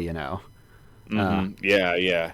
Because that's also like, how do you find like the weirder stuff unless you're really digging in there? And it's not like itch has like a 10,000. They don't have a 10,000 person support team. Yeah, I mean, I shouldn't spill company secrets or anything, but it's like they don't have let's put it simply, or say they don't have the same editorial staffing that Bandcamp does. No, not even close, right? Like, I think that people, even like people who are sort of in the industry, think that like itch is this major endeavor, right? But the entire time I was there, the staff was 6 people, right? Most of whom were part-time, right? And so like people would get real sassy about like, why aren't these features implemented? And it's like, well, because there's one person who's writing the entire website, right? And the app, and is like doing all the business stuff, right? Like, oh, why aren't like payouts being processed faster? It's like, well, because there's one person who does that, and yes, that time, right? That was the thing to realize when like people are getting very upset. I mean, there's plus goods and bads of like the payment processor issues. Could it be handled better? Sure, but also there were questions when I was seeing people being like, I can't find my games. Like, man, itch's search has always sucked. Yeah. Why aren't I getting payouts? I'm like, they were working on. Yeah, I'm like, or it's like, why aren't I getting my payouts right away? It's like, have you ever gotten payouts off itch? They take like 3 weeks. Yeah, and I think that's also part of. I think that ties into like, we got to be uncomfortable, right? The thing I was talking about earlier, right? It's like we got to get used to being uncomfortable. We've got to get used to like, Netflix made it so easy to just have all the movies right there, right? Like Spotify made it so easy just have all the music right there, Right. And I think we're seeing more and more of like what the price of that is. Yes, right? Yes, and the answer is like Spotify pays artists like cents on the dollar. Cents on the dollar. You're not going deep on anything, right? Like, it's super hard for any indie to make any kind of real living, right? It's Netflix basically doesn't pay anybody. Right. Like there's tons and tons of issues with these sorts of streamers have hollowed out Hollywood, Yeah, like all these things. And so I think that like, if we want to have a better future, we got to be about it, Yeah. And like, we got to get used to being like, yeah, I'm gonna have to deal with broken search features. I'm gonna have to, pass the same $20 around, right? Like, yes. I think if you want, Spencer, that's an improvement. I mean, $20. I joked that I'm trying to remember. Like, I feel like the post that I think it might even come from the Catamites of indie games is just trading the same $5 back and forth forever. And I'm like, Indiepocalypse has the bold question of, what if we trade $20 back and forth forever? Hey, that's improvement, right? Yeah, right. That's money. But yeah, like, I think that we have to sort of be willing to do the extra legwork, right? Like, like, I won't say too much since I think I often hear talking about putting your games for free. People say, "Oh, my game's free on itch because otherwise no one will play it." So if you presume a platform where that presumes people are not buying things on it, even at a 30% cut, how much money do you think that website's getting? Yeah, right. And like, it's defaulted to I think 15 while I was there. So yes, no, it was not 30. Like, I was up in there rates. Yeah. And I think that this is like a whole pet issue of mine, right? That we're about to dive into. I don't know how much time. Maybe we should take a break and let's open up to the group segment. Yeah. I think that might be the good call. So, yeah. Yes.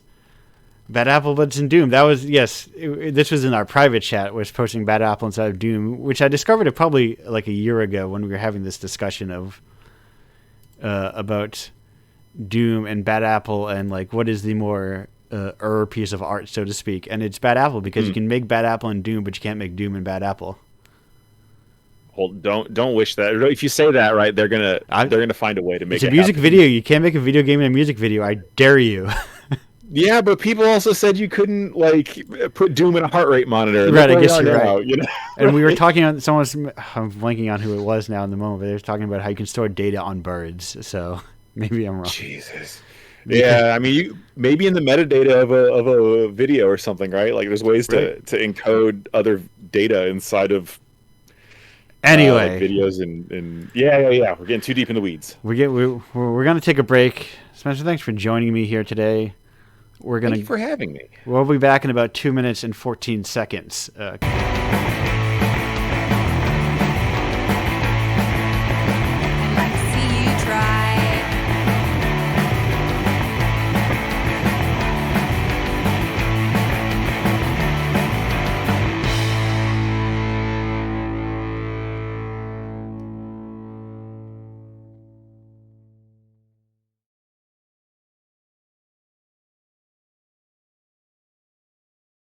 Hello and welcome back to Indiepocalypse Radio. That was Cub with Voracious. Speaking of things just being like infinitely reissued, that's a reissue from like this year of like a 1995 album from a band that's probably been defunct since the 90s, largely. But that stuff still comes out. So if music can figure it out, folks. Figure it out, video games. We're back. Spencer and Cherry are both here. Hello to the both of you. How's it going? Hello. Well, hello again. Yeah, it's good to be back. We spent about 2 minutes and 18 seconds, I think you said. That's about roughly how long that song was that long, plus a little in the front and back, so I can cut it off easier from the archive. And it's been so long, so Cub doesn't get mad at me. I don't know if Cub will get mad at me. Yeah, the defunct band from the 90s, they're really going to come and get you, scoop you up. Yeah. I mean, like, they did, it is a 2026 reissue, so. Oh, never mind. The Cub lawyers are back at it again. Yeah, I don't know if they had lawyers back then. I was looking at it. They hadn't invented them yet. Yeah. I don't know if, like, weird Vancouver indie bands had lawyers. I don't know. I don't know if they have them now. I didn't realize Nico Case was in Cub for an album. It's always really yes. Nico Case was in Cub for the first album. I mean, Nico Case is in a lot of bands. Yeah. I was a big New Pornographer's head back in high school. I was playing. So. I think the New Pornographers last show. I think I was playing New Pornographers. Damn. I was on the wrong episode. Yes, I was on the wrong episode. I know. I've been personally on a very early 2010s kick, where I'm like, My rotation of Channel Orange, Bury Me at Makeout Creek, and The Monitor have been added to my phone recently. I think it's early 2010s, and I just think of Tayo Cruz's Dynamite. So we went two different directions there. And that's the beauty. We can go in all different directions. Oh, powerful. And like music is very good at that. Have people having extremely disparate tastes, Yeah. Mostly because it's very easy to listen to, Yeah, you can power through an album in 40 minutes, right? Yes. Whereas in games you're like, all right, strap in. Yeah. I can also do it while I'm running. You're right. I can like listen to music while I'm running. Or like on like the like light rail or whatever. Yeah. Very, very, very easy to listen to. If I tell you, hey, from the show, if I say, hey, you need to listen to Channel Orange, it's one of the best albums ever made. You can listen to that like an hour. If I say, hey, you need to play Baroque, it's one of the best games ever made. It would take you, I don't know, if like 8 hours if you're really good at it. Whoa. And you can't do it like while you're running. Well, you can if you're brave enough. Yes. If you've got the means and you are brave enough to play your rogue, it is turn based technically. So just play when you're not at an intersection. Yes. Yeah, or you get like a treadmill or something. Right. So you can hold the controller while running on the treadmill or something. Yeah. I might like running more if that was in play. Right. But it is, that makes it of course much harder to like. That is part of the thing of games, but you know what's prime for this kind of thing, in like bedroom dev indie games. Oh, You can play those. You can play those things in no time at all. You know what? You know what'll take you like maybe an hour to play? Who is Johnny Six Gun? Oh, where can I find a thing like this? These sorts of artistic, bedroom developed video games. Might I recommend? Might I recommend? Of course, you just sign up for Weird Fucking Games. That is like it's that, and Frederick. I'm blanking on his last name. Extremely French, and I forget it. But of like the indie like coverage people, I feel like those are the two that I walk by and high five most often. Yeah, Weird Fucking Games is my favorite, or one of my favorite ways of just finding like really cool finding weird stuff fucking that games. I've never heard of before. Yeah, and I feel like we are the three of us are the most same hat, so to speak, and Critical, of course, but Critical is more interviews. Critical with a K and a Q, of course. But in terms of like trading in, like, we are talking about the same people a lot. We're passing around the same $20. Yes, right.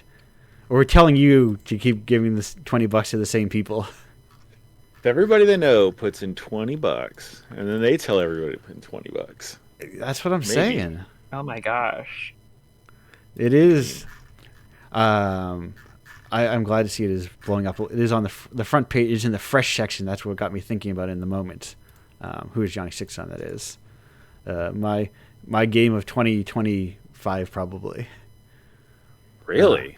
I fucking love that game so much. Okay. It rocks. It's been on my list of things to play. I mean, part of the problem now is there's too goddamn many games, right? Yes. I've run into the exact problem of there are now too many Indiepocalypses.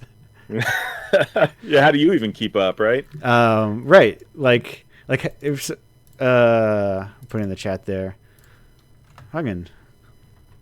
But I was asked, and I ended up in the one source of record. I said my favorite game of 2025 was Tulip, which also is true. Because I feel like there's an arrogance to say, "Oh, my favorite game is a game that I commissioned." It's a little much to the uninitiated, but yeah, right. Actually, I've been playing Stray Children, the new game by. Yes. Yeah, it's good. Yeah, it's real good. No, I love what I played of it. I have the gaming ADHD problem of I'll start a game and then there's like a million cool things. Yeah. So I think it was Angelin Era. Like I was playing Stray Children and then Angelin Era came out and I was like, well, I have to play Angelin Era, so I'll come back to Stray Children, and I will. I just haven't yet. Yeah, I need to. So my friends and I have shorthanded an emoji of me in our group chat. That is just whenever someone says I got to get back to that, is just my face, because I am absolutely a practitioner of I really got to get back to that. So no, I've gotten better at sticking to things and finishing them. Like I went through a real turn at the end of the year of like I'm gonna play a bunch of adventure games, old. Ooh. Okay. So I played through like almost like in a row practically. I played through Iatovo Monogatari. Portopia Serial Murder Case, Snatcher, and Police Knots. Shit, yeah, that is a real hot lineup. It was like I was like, oh man, like I'm like truly like also, and I went to look and like I cannot believe that, Portopia Serial Murder Case is like not just readily available for literally anyone to play. Like you have to get like a fan translation for that one? It does. It does. Okay. But you would think it feels like the equivalent of like you can't watch Star Wars or whatever, It's just sorry. Yeah. Oh, so Abbey Road is just unavailable, Yeah. I mean, I do think that we're theoretically moving towards an era when that will be less of an issue right now that just everything is a PC. Right? Yeah, right. The Ouya was onto something, maybe. Oh, hold on. You don't got to hand it to the Ouya. Hold on a minute. They might have been onto something. Yeah. In that it was an affordable Android box that was treated as a console. That is what they were onto. True. Some of the other stuff, maybe not. But yeah, I love my NVIDIA Shield on my TV, right? Which is another thing that I think is better than using your built-in smart TV features, right? Yeah. Is running that. So I guess an Ouya was just a proto NVIDIA Shield. Yeah. It is weird that we do not have the quote unquote the DVD player, so to speak, for video games, or that those are just personal computers. Yeah, because I guess it's just a PC, but even then, yeah, it's Or it's weird that just emulation, I think whenever I see someone playing a video game, they're like, dude, they got to re-release this. I'm like, my brother in Christ, you are literally playing the game right now. It is playable. We just culturally do not accept that the solution is just actually all computers just have emulators, and people in the same way that I downloaded an MP3 of a Cub album from 1995, I downloaded an ISO of Police Snots, Yeah, I think that there's a real desire to buy what like the corp messaging, right? Like I think that it makes no sense that I can't find a legitimate copy of Metroid, right? The original Metroid. Right. Like if I want to play that, what are my options? Subscribing to Nintendo, whatever the thing is. Nintendo Switch Online. Yes. I don't even think that the regular or the original Metroid's on there. Oh, maybe I'm misremembering, but I thought it was. Okay, maybe I'm just talking shit, but pick some other old game, yes, right? yes. Like some other foundational. Yeah, no, there's text so much great NES. Portopia Serial Murder Case, for instance. Yeah, Portopia. If I want to give someone money for that, right? Yeah. There is no option to do that, right? If you're like Yuji Horii, I like your. Put away the swords. Put away the slimes. Not interested. I want to solve a murder. Mm-hmm. Yeah, and we were talking earlier. I'm a big visual novel sicko, so I love Portopia, right? Or I guess that's an adventure game, less visual novel. It's one of those it's very early on, so it's kind of the language isn't fully calcified. Yeah, they haven't diverged yet, the sort of two genres. But yeah, so so I'm about to get into a whole thing here. Yes, no, I mean that's something I'm gonna hold myself back. If I had more money, that's what I would do. That is why one of the Indiepocalypse Tape Club releases is Candy Box. Oh, sick! Yeah, and I think that games preservation's in a tough spot, right? Because games companies think that their backlog is simultaneously very valuable and also completely worthless, right? I think it was the last CEO of Sony was saying why would someone want to play a game that's more than 10 years old, right? And I think there's a lot of that. Imagine saying that about any other medium. Imagine saying about any other medium. Yeah, right. I just read through Dune, right? Earlier this year, the first 4 Dunes, and those, that dude died before I was even born, And I think probably before all of us were born. Yeah, let me tell you about this fellow who we still talk about. This fellow from La Mancha, Yeah, there's all kinds of old stuff, and games are a newer medium than books, right? But it's I think there's so much in the past that we can dig up and we should have easy access to. Yeah, and I think the games preservation is sort of hobbled from the fact that Nintendo will. They're not gonna put Metroid into the public domain. Yes. Right? They're not gonna drop an EXE of Metroid, that you can just buy and have on your computer, right? But they're also not gonna sell it to you. Yeah. They're gonna sell Disney access Vault to it forever. Yeah. Yeah, and I think that's a problem, and I think some folks are doing really good work, right? Shout outs to the Video Game History Museum and all these folks that are doing really good stuff. But they're also they're fundamentally hobbled by this industry that these backlogs are very valuable to the company, right? Because of these IPs and all that, right? But they're also not willing to let me pay them for a copy of Metroid. Right. Well, I think part of it is also from the Video Game History Foundation podcast. I think there's an episode where they talk about how part of the hesitance for re-releasing these old games is they want people to focus on the newer releases, and so it's if you have to market the new releases alongside the old releases, they're oh well, we don't want to distract people from the new stuff that we want people to be actively buying right now, so it's better to just not re-release anything.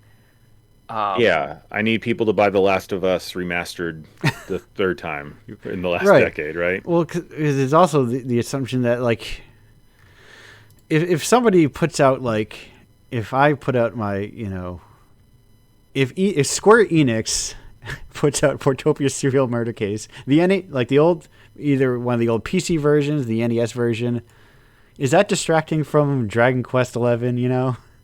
Really? I would argue probably not. Yeah. I think they would say that it is. Right, and it's like, what are you guys doing? Like, Well, Yeah. and it's also like not even that they're just stopping it from consumers, but they also hamper the game's researchers as well. Right. Every couple of years they go through the whole song and dance of like, well, okay, like we have like these libraries and we want to be able to loan digital copies to researchers so they can write like academic articles about like, NES games without having to fly to like the library and like use their physical copy. yeah, And every year that like this negotiation happens, the like the trade group representing all the major companies shoots that down, and they say, oh, it's just like a one step closer to piracy, and we can't allow that. So, Which is buck wild to me, right? Because like one of the things back when I was working I was at Humble for a while, right? People were like, oh, we don't want to do DRM free versions of games because then the pirates will get it, right? right. And it's like, my dude, like a cracked copy of your game is on a pirate site, like within a single digit numbers of days. Yes. Like you've lost this battle. Like there's no, if you want a pirated copy of anything, right? Yeah. You can get it somewhere on the internet, Even- right? Whether it's a game or Yeah. a movie or a book or whatever, right? Even Like, from Amazon.com, I get a zip file full of MP3s if I buy an album. yeah, it's like, yeah, it's there's this idea of like, oh, like piracy's gonna get you, right? Like we got to stop it, but it's like, no, that cat's out of the bag, Yeah. right? Like if researchers have access to the Metroid EXE, right? Like I've been able to play Metroid on my computer since I was in high school, right? Right. I think I played it on my computer before I played it on an NES, right? Like you are 20 years gone. So Yeah, and so like we were in an era where like Hilltop is helping with commercial releases, Like what a time.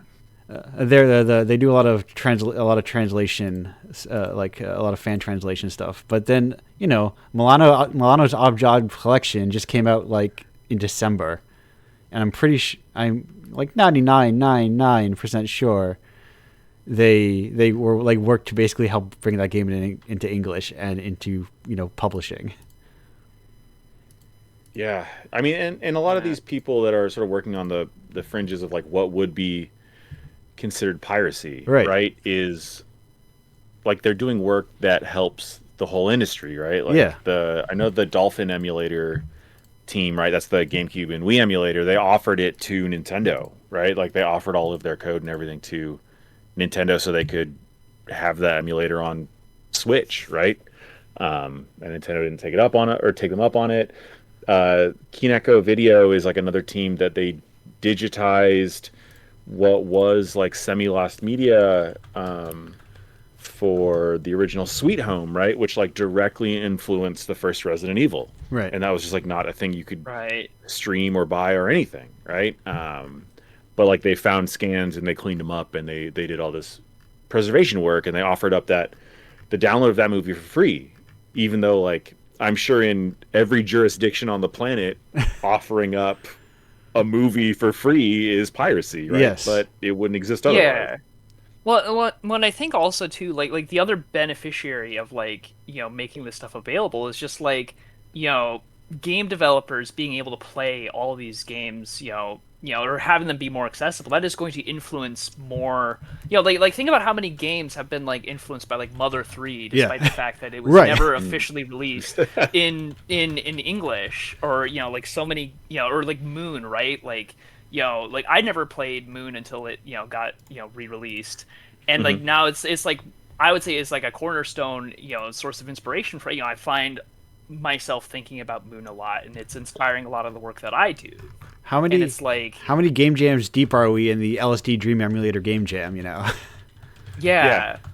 Right. Like just making this stuff like available is just it benefits in a more like you don't see like rising profits, but it's just like it improves the art that people make by giving them more cool stuff to draw inspiration from, which is why it's so frustrating that this is such a battle that the industry fights so intensely. And that's sort of the dynamic of games, right? Is like games are both art and product, right? And like that's a really tough balance to strike, Right. I think especially it was Scott Benson, I think, once posted, you got to make art, make rent, and help others do the same. Yeah. And it's really tough to sort of balance those two things, right? Like it's tough to make personal art and accept that it's so personal that it is only valuable to you, the artist, right? But on the other end, you create, analog slop that is for nobody, right? Not even the person who made it, and it's tough to find that middle ground of like, this product, this software, can't be duplicated, but also like that art, I think should be. I think any artist really wants their art to be spread as wide as possible, right? To find the people who need it, but it's why I never begrudge the person making the 30,000th Vampire Survivors clone or whatever, because I'm like, hey man, you want to make something that makes money. I'm not going to grudge you that. I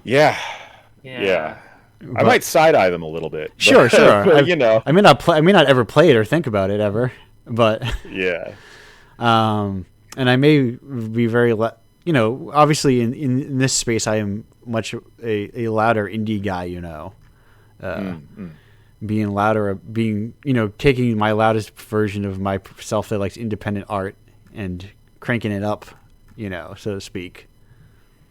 Because, if I like other things, who cares, Everybody's allowed to eat Taco Bell once in a while, Even me, I do eat Taco Bell sometimes. Not often. You just can't confuse Taco Bell for real food. Yes, you gotta understand when you're eating Taco Bell. A balanced diet is how I've always thought about art. Like yes, do I enjoy John Dielman a lot? I do.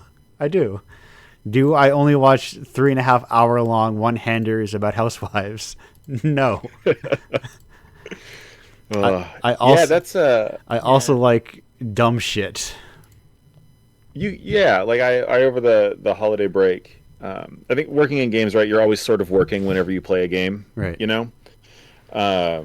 Especially like as a scout, like my how I make my money is by like curating like a sense of taste, like by curating sort of the ability to analyze a game.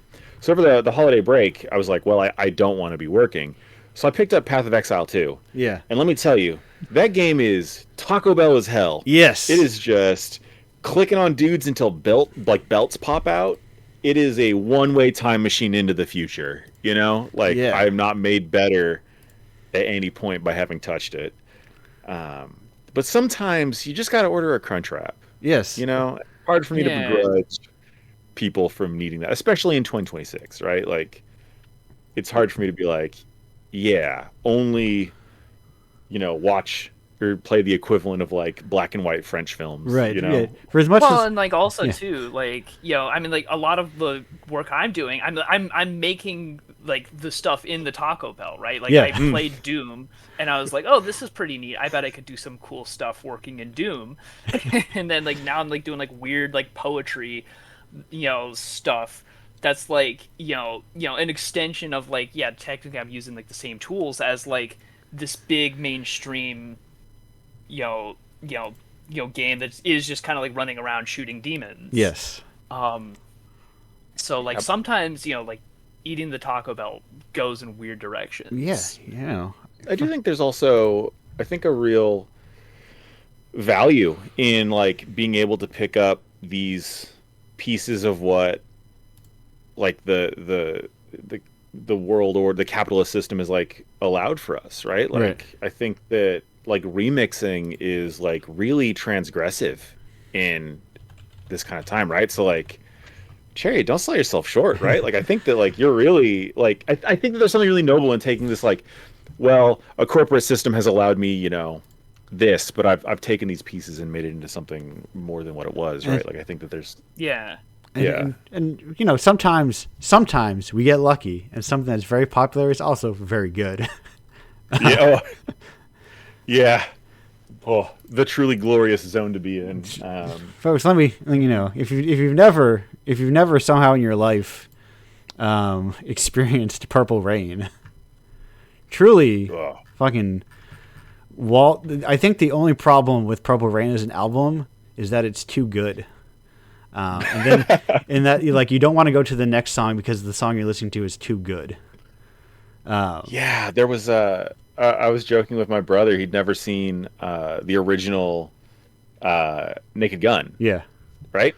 So I put it on for my brother's like 10 years younger than me. I put it on for him, and he's just like, damn, man, the boomers were right about this one. I'm like, yeah, occasionally the boomers got it right. Right. And like, yeah, sometimes, it is that, right? Sometimes they nail it. So. Yes, sometimes like massive success and intersects with, oh, this is good. Yeah. Good in a vacuum, because I think a lot of things are made better by having a lot of people around you who are also enjoying it. That's culture and the beauty of human community. Yeah. But sometimes if you take those things 10 years later in isolation, you're like, what's interesting about this? I don't know. Yeah, and that is like a concept I've been struggling with lately, right? Like you, Chariot, I did an English degree, right, in college. And, sort of the key learnings, right, from my degree was the actual like clinical definition of the death of the author, right? Like that what the author, like, despite what people think on the internet, is like, actually I'm allowed to, consume problematic media because I heard this phrase and misinterpreted it, right? It's like this idea that like the only thing that matters is the art, right? The text, like right. Anything that is said outside of that is essentially fanfic, right? Like you can't really know intentions or anything when engaging with the art, and sort of the art is all that's left, right? And so I think, but also squaring that against like people make art, right? Like all art is in context of and in concert with and in reaction to other pieces of art, right? And, like world events and things like that, right? And like squaring those two is something I've been looking at a lot lately and kind of digging into and struggling with. But like, yeah, it is true that some art is made better by community, right? Some art is made better by understanding the context of it, right? And some art is, yeah. I was gonna say it only exists within that context, really. It's true. And there's also just like art that like becomes more inaccessible, not because like the like technology has changed, but just like the way that like the medium progressed, like took a certain strand and just like people don't have like the like language or like the parts of their brain for like flexing to play those like old CRPGs, right? Yeah. The ones that like expect you to like draw like maps in order to like fully engage with that. Like that's not really something modern games usually ask you to do. So then it's like it's hard to just take someone, even someone who plays like a lot of games today, and like take them back to like a game where like that is, it's designed with very different expectations in mind. Yes, there are some times when people will be like, "Oh, these games are all so old. All these games are so hard and confusing." I'm like, did you read the instruction manual? Yes, they're not so confusing after you read the instruction manual 90% of the time.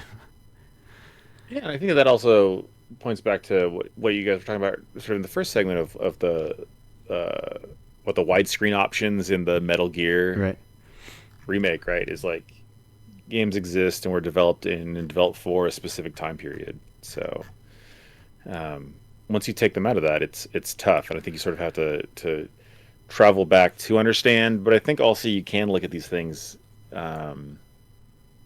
in a modern context, right? And say like, actually, I don't think that works now, right? I don't think that these decisions line up with what I value now as a player, right? I think it's few games are truly bad, right? Like few games are truly awful. Yes. In like a quality sense. They exist. I want to go on record saying they do exist, but there is like with I think with all art, there's also a beautiful part if it gets awful enough or awful in the right ways. Yep. It's good again. Mm-hmm. Or it becomes Taco Bell, right? Yeah. Yeah. No, I also just think it's like healthy as a critic to play stuff that isn't like perfect or is, it can be useful in a lot of different ways, but also it can just be very silly. I recently played the like Fellowship of the Ring game, like the one published by like the Tolkien estate. The like PS2 era one, or well, so like you were talking about how everyone got like MP3 players for Christmas. I got a CD-ROM drive. So I've been installing old CD-ROM games, and that's like one of the few that I owned. But yeah, this is I think it was on like the PS2, but it's like the one where it has no connection to like Warner Brothers or like the movies. Okay. But it's just like I think they like it had a really low budget, and it was put out like a year after like the Fellowship of the Ring movie, and it's like very clearly like trying to be the movie while technically being inspired by the book. But it's kind of bad in a lot of ways, but like it's kind of fun in just like I got a lot of joy out of watching like the four hobbits beat spiders to death, just like surround a spider and just beat it to death with sticks. It's a lot of fun if you just like set aside your like expectations for like what combat in these games should be like, and just I don't know, that's a good bad game recommendation. Yes. No. It gets my thumbs up. That's the Taco Bell seal of approval. Yeah.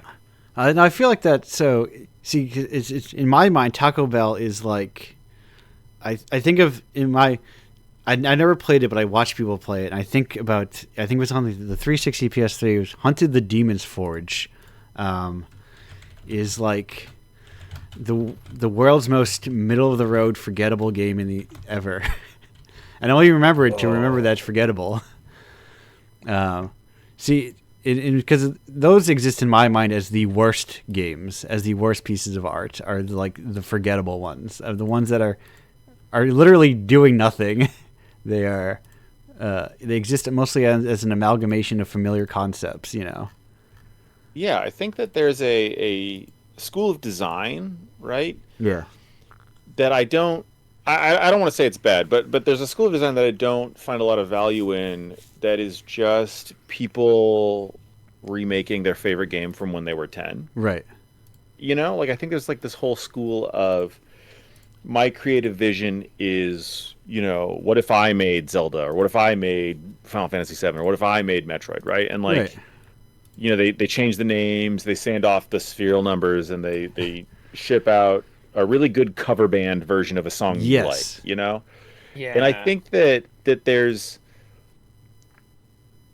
I think, an unfortunate willingness for people to sort of use their skills in this way, but also I think for players and customers to keep buying this, right? Like I think it's hard and scary to touch new things, right? And to go, maybe my hard-earned $15 is going to go to a 7 out of 10. I might as well replay this game that I've essentially played before. Yes. Right? It's not teaching me anything new. It's not challenging me in any real way. And I don't find a lot of...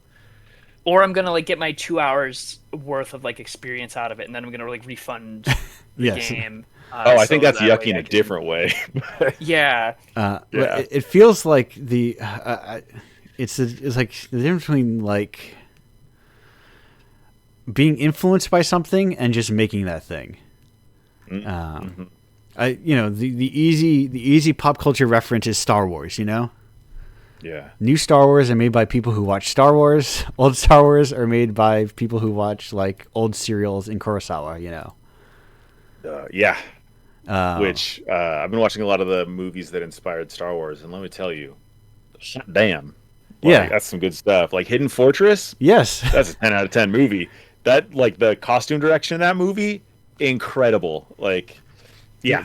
But it also, like, the costume direction in Star Wars looks great. Yeah. And like it's I think that there's a desire to sand down and whittle down, our pool of influences, Yeah. right? As people and artists and consumers and creators and all this stuff, right? Is to sort of keep whittling down the same pool of acceptable touchstones. Right.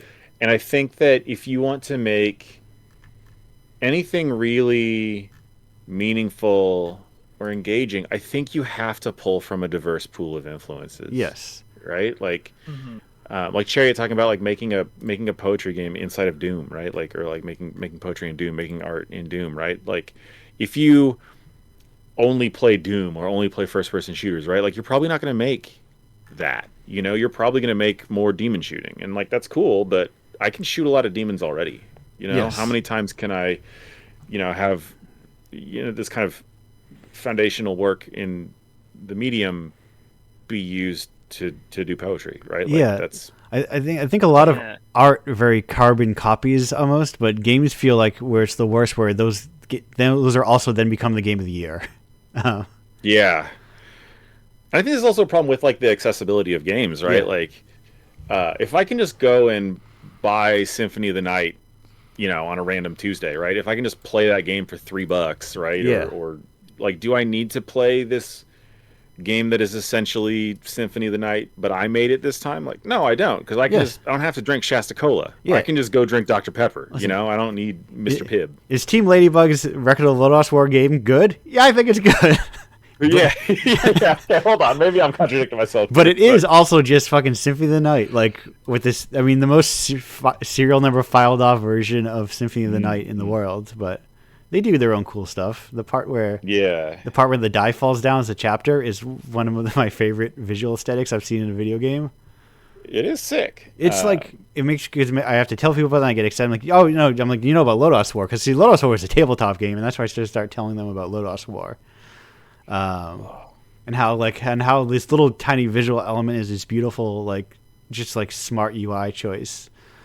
And it's like, damn, you could have just made it a chapter thing. But anyway, I'm not going to spend 10 minutes. I actually hadn't even picked up that it was a reference to being a tabletop game. Yes. I just thought it was cool. So no, it's because it's a tabletop game. Cool. So that's why it's a 6-sided die that reveals the chapters. It's so smart. It's such a smart piece of, like, design. But it's also like those little tiny touches are what makes Symphony of the Night good. It's not that you run around from left, like all around a big world getting things. It's that you like have this weird power jump that hits the librarian in the butt and he drops items. It's that you get shoes that make you like 3 pixels taller. It's that game has a lot of like really weird little things. Yeah. You eat the way you eat peanuts as an item is by throwing them in the air and then catching them. It's. Oh. I mean that's what makes it like persevere over like even a lot of like the other Igarashi Castlevania games. Is that like, oh no, it has enough weird, interesting edges to it. That it is like. Yeah. I do not care for the gentleman Jonathan Blow, but he said back in Indie Game the Movie, a real-time capsule piece. Yes. It was like, if you sand off all the rough edges of something, then you have nothing left. Right. Or something to that effect. Hey, one of the most like fascinating like Metroid. Like I've never played Symphony of the Night. I need to. It's pretty cool. I love La Mulana. Yeah. Which I know is like very, very influenced by it, and it has some really rough edges. But like, yeah, it does. The more I spent like engaging with it, I was like, okay, like this is actually a really unique and distinct. It's like you can tell that like it's influenced by this earlier stuff, but also it's got this like really weird pool of influences that are set it apart and make it like worth playing in addition to Symphony of the Night. Yes. No, it is. La Mulana is one of the kings of eating your veggies. That game is for sickos. It is. It's great. I was trying to do it without a guide, which people say is like nearly impossible. So yes. I didn't get very far, but I'm still trying to do it. I'm resisting looking up a guide, but sometimes it's like very, very helpful. Like Yes. The classic of Tower of Jiraga was not solved alone.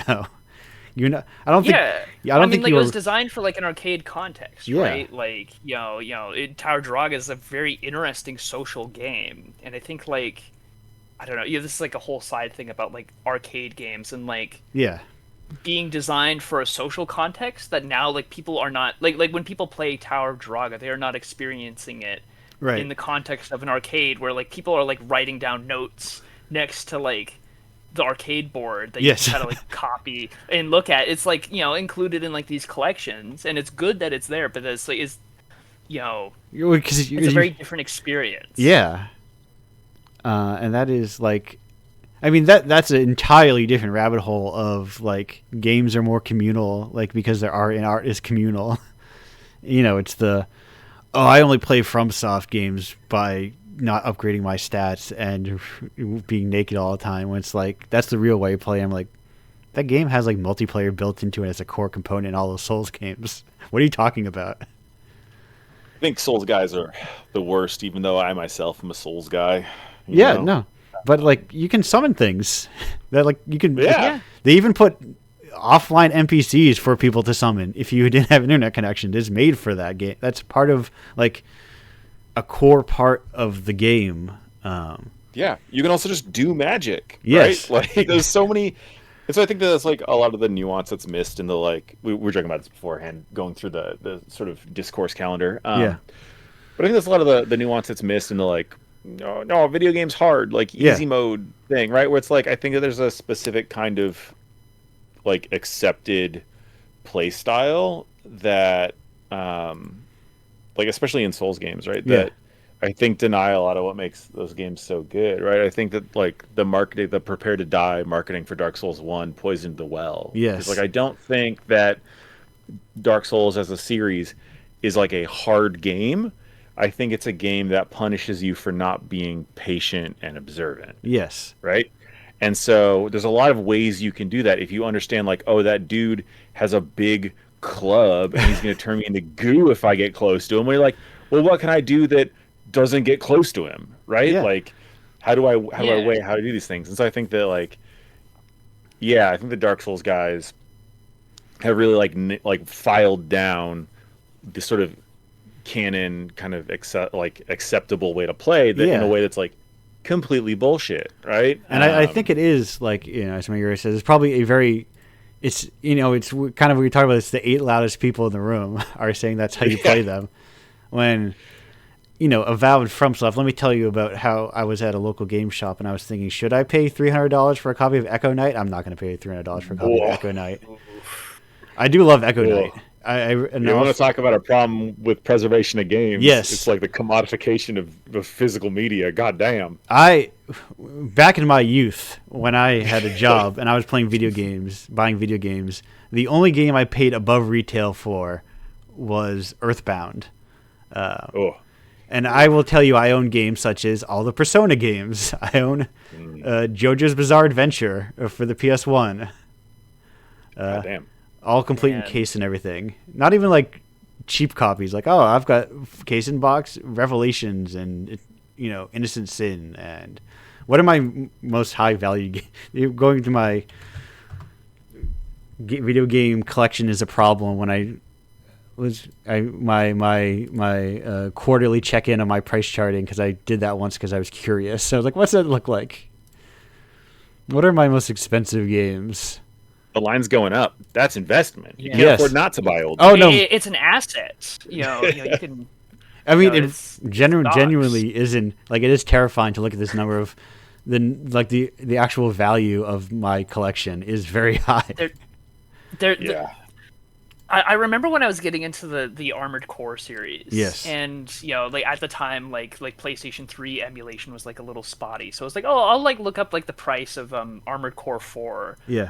And like I was annoyed because this was like right after like Armored Core 6 came out.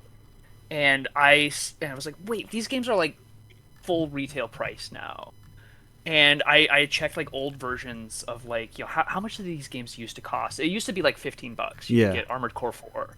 But now like people are like, oh, let's just charge like $75. Yes. Just because they announced a new one, and we know that there's going to be more interest in it. So let's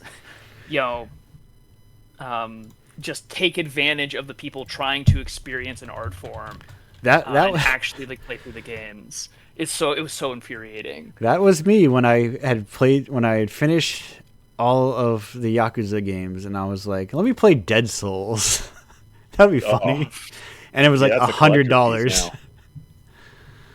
Yeah, it's feeling weird that like the games that I loved as a kid are now like hitting classic status and are therefore like, you know, going up in price like crazy, right? Like I used to work at a GameStop for several years, right? Like I think a lot of the people in the industry used to work at a GameStop for forever, and so I would just like buy the cool things when they came in, right? Yeah. So I have like a copy of Chibi Robo. I checked that the other night. It's $300 of God's dollars. Yes.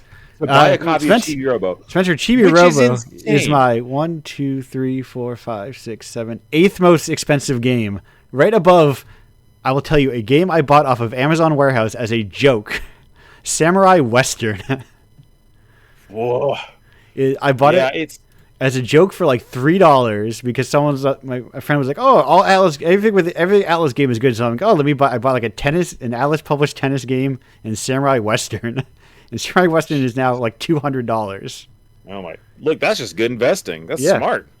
I still think a lot about. I had a guy trading a copy of Rule of Rose, Haunting Ground.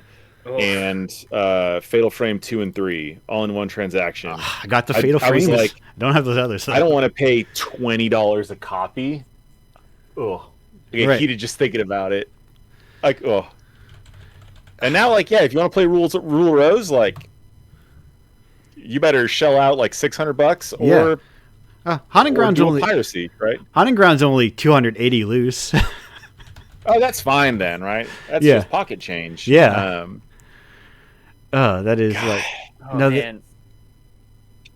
Like that was me. Like this year, I played through early CyberConnect games, so I was like, I wanted to get like Soul to Robo and Tail Concerto. No, I don't. Oh, no, I don't. Yeah. See, the secret to this is to get into old PC games. Yes. Because nobody has CD-ROM drives anymore. So like, you know, like my favorite thing to do whenever I go like game shop, you know, not that I do it often, but like I'll just go to like a Barnes and Noble, or sorry, not Barnes and Noble, Half Price Books, and they always have like a CD-ROM section. And you can get just like stuff for like $5. It's like usually not much more expensive than that. And you just find stuff like Oregon Trail 4th edition, which is the one where they went all in on like FMV cutscenes. And like, wow, you know, this is great, and it was like $5. Yeah. So if you want to buy games physically, but that's how you do it. But this complete in-box copy of Tail Concerto is only $650. Oh my God. One thing I did when I was in Japan last was raid their used CD-ROM section for visual novels, right? Yes. Because like visual novels as a genre have a history of being tied to porn, right? Yes. And so a lot of like the classics are like, you know, deep meditations on duty and love, and also sometimes characters get naked, right? Yes. I mean, that's just called art. That means that's just art. But that means that a lot of like the classics were PC only, right? And so now, and like even up to modern, they still release on discs, right? Is like you can find these like beautiful boxes of like classic visual novels for pennies, right? And like nobody wants to, or like very fewer people want to go to Japan and like raid their used sections, like for NES games or PS1 games, right? Like there's a whole cottage industry around Americans going to Japan and just like buying up all of their PS2 games and selling them for 3 times the price in the States.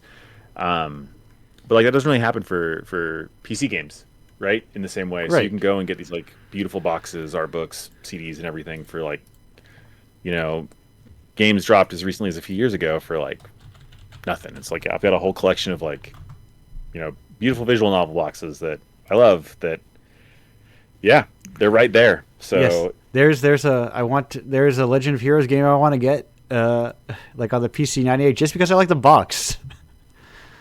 Yeah, physical things are cool. I really like the art on it, and that's it. Like, I have, I do not have a PC 98. I only just like a week ago finished finished a Trails game for the first time. Oh, after people tell me that those things rule.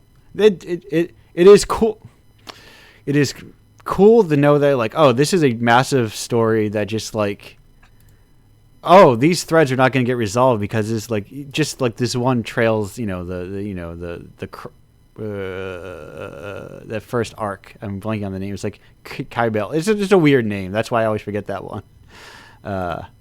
Which arc it's in, but it's like, oh, these threads aren't going to get resolved because there's 2 more games. And like you can make games that like they were giant novel series, And that's like another company that's literally just been doing what they do for how long has Nihon Falcom been at it, Oh, like 40 years. Yeah. I talk a lot at work about like what I think the games industry is going to look like going forward, right? And I really think that games for sickos is where it's going, right? Like now that there are so many games being made, right? Like so many people, so many genres, right? Like I think that now the successes are going to be made by people who understand who they're making the game for, right? Yes. And I bring this up because Nihon Falcom has been making games, the same games, right? Yes. For sickos for like 30, 40 years. Technically 2 different games. They've been making Ys and the other games. You're right. Technically two kinds of games. But like they've really nailed this down of like like I have friends that are Trails guys, right? Yes. Like they've been beating this drum for, ever, and they're like, this is it. And I think like now I'm seeing it more success. And the way that like Yakuza has gotten a lot more success over the last 10 years, right? Like originally Yakuza was a game for sickos, right? Like it was like, it's like Japan's GTA or whatever. No, right? And like the true sicko knows, this is Shenmue. This is secretly Shenmue. 100%. But like those games are now like getting bigger and bigger because they've found their sickos and they have this vision, right? Of like this is who it is for. I'm making this game, and I think that people, even if they're not necessarily like 100% in that lane, they're going to see this like clarity of purpose. Yeah, and I think people resonate with that, right? When every game is slop, right? Like you need to look for the games that have a clarity of purpose, and I think that like that's going to be the next kind of era of I mean, you even see it like in like Larian, Mm-hmm. I have on a shelf nearby me a copy of Divine Divinity that I bought, like that I got it like a Goodwill. I don't know if I computer corrected, but I'm like, oh, this is $2. But it also came out. I think in Larian's case, they finally got good at making that game in their life. Yes. So, but it's the same, like arguably still making the same game forever. Yeah. And that is like, these people who are making like, also there's like the strength of production style, Mm-hmm. if you play, if you boot up Trails in the Sky and then, first chapter and boot up Trails in the Sky, second chapter, you're like, oh, this looks the same. This is the same engine. These are the same, you can watch, be like, oh, I recognize these Yakuza attack animations from Yakuza 1, Yeah. And also, if you don't lay people off every year, you can get better at making the game in your lane. You know? And some of that is definitely like, I've mentioned on the show before, like part of technology and the fact that technology doesn't progress anymore is that you don't get to start with, Penguin Monogatari anymore and then work your way up to Metal Gear and work like have budget increase with technology, there aren't like small, like, dude, how many studios have like small projects for people to work on and like build like a resume with, Yeah, that's true. So you kind of miss some of, like, Larian doesn't have, like, I'm looking at their games developed. It's not like they have a bunch of like little small RPG projects that other, like, that studios could work on in the meantime. All of these are like all in on singular projects. So yeah, I think that's really apt, and I think also speaks a lot to like in professional game design or like AAA or whatever that side of the industry you want to call it, is like, right. yeah, you find these people that are hyper specialized, right? And I think that's part of why the layoffs of the last 3 years have been so bad. Is right, like if you're a network engineer or like if you're a Unity cloth animator, right, like that's so specialized, and like, yeah, these jobs clearly exist for like a reason. But it's so specialized. Like, how do you just transfer that to something else? Right. You know? Right. It's not the same as playing, being a pianist. Yeah. You can't which is fairly transferable skill, all things considered, compared to cloth texturing. Yeah. And I do wonder, like, if. Yeah, I have a lot of sort of complex thoughts on like. Sort of the making art versus making rent of like, right. If you're like the guy who does the texture on the football in Madden or whatever, right? Or like, if you got into game design to make League of Legends maps or something, right? Yeah. Like, well, you're in the wrong business. I think they only have one. No, I found that recently. There's multiple. There's like 3. Okay. That's a 300% increase. I know. Look, the line is just going up like crazy. At this rate, by 2040, we'll have 800 maps, or whatever. Yeah. So it's like, I don't know. It's strange to me to see these sorts of hyper specialized things, because it feels like wholly incompatible with what I know about making games and what games are. Right. It's like games made by a handful of people. It's like, yeah, when Watch Dogs 3 is made by over 1,000 people, right? Like, where are the fingerprints there? I believe that they exist, but it's such a massive scale that it's hard for me to comprehend. I think the artistic side of it. Right, especially because these things take so long to make too. Yeah. It's I don't know if this scale is sustainable, gang. Like, that's maybe my takeaway from it is like, I don't know, man. I think I'm waiting for these people. I'm waiting for more people to take a cue from these studios that have been around forever, who are still making games, and like take cues from. Oh no, they reuse a lot of stuff. They run leaner.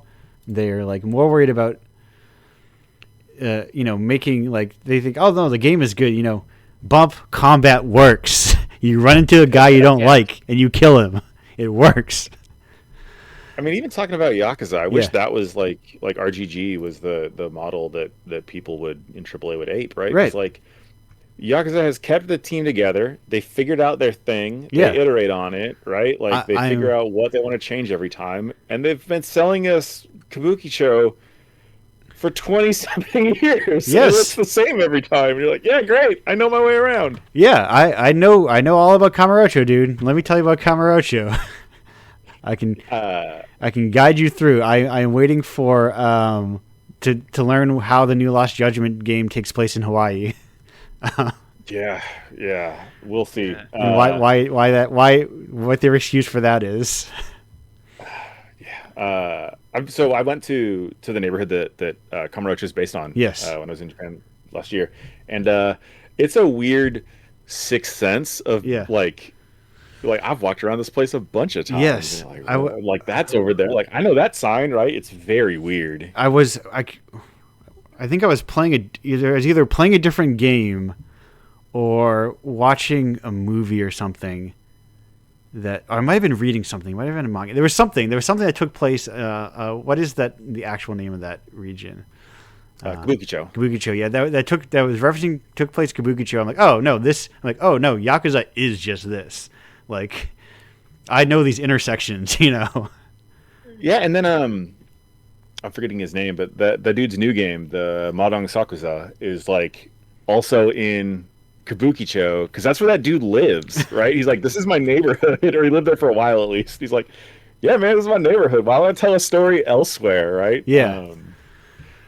And like, that is, also like, right, it's where you live. It's your like experience bleeding through, and it creates like, it's a thing that benefits from the fact that it is using the same stuff.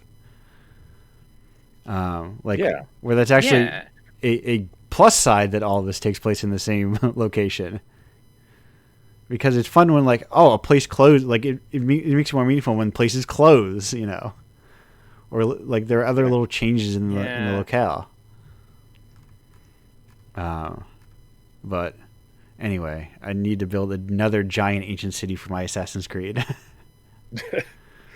Which is neat, I guess. Sure. Yeah.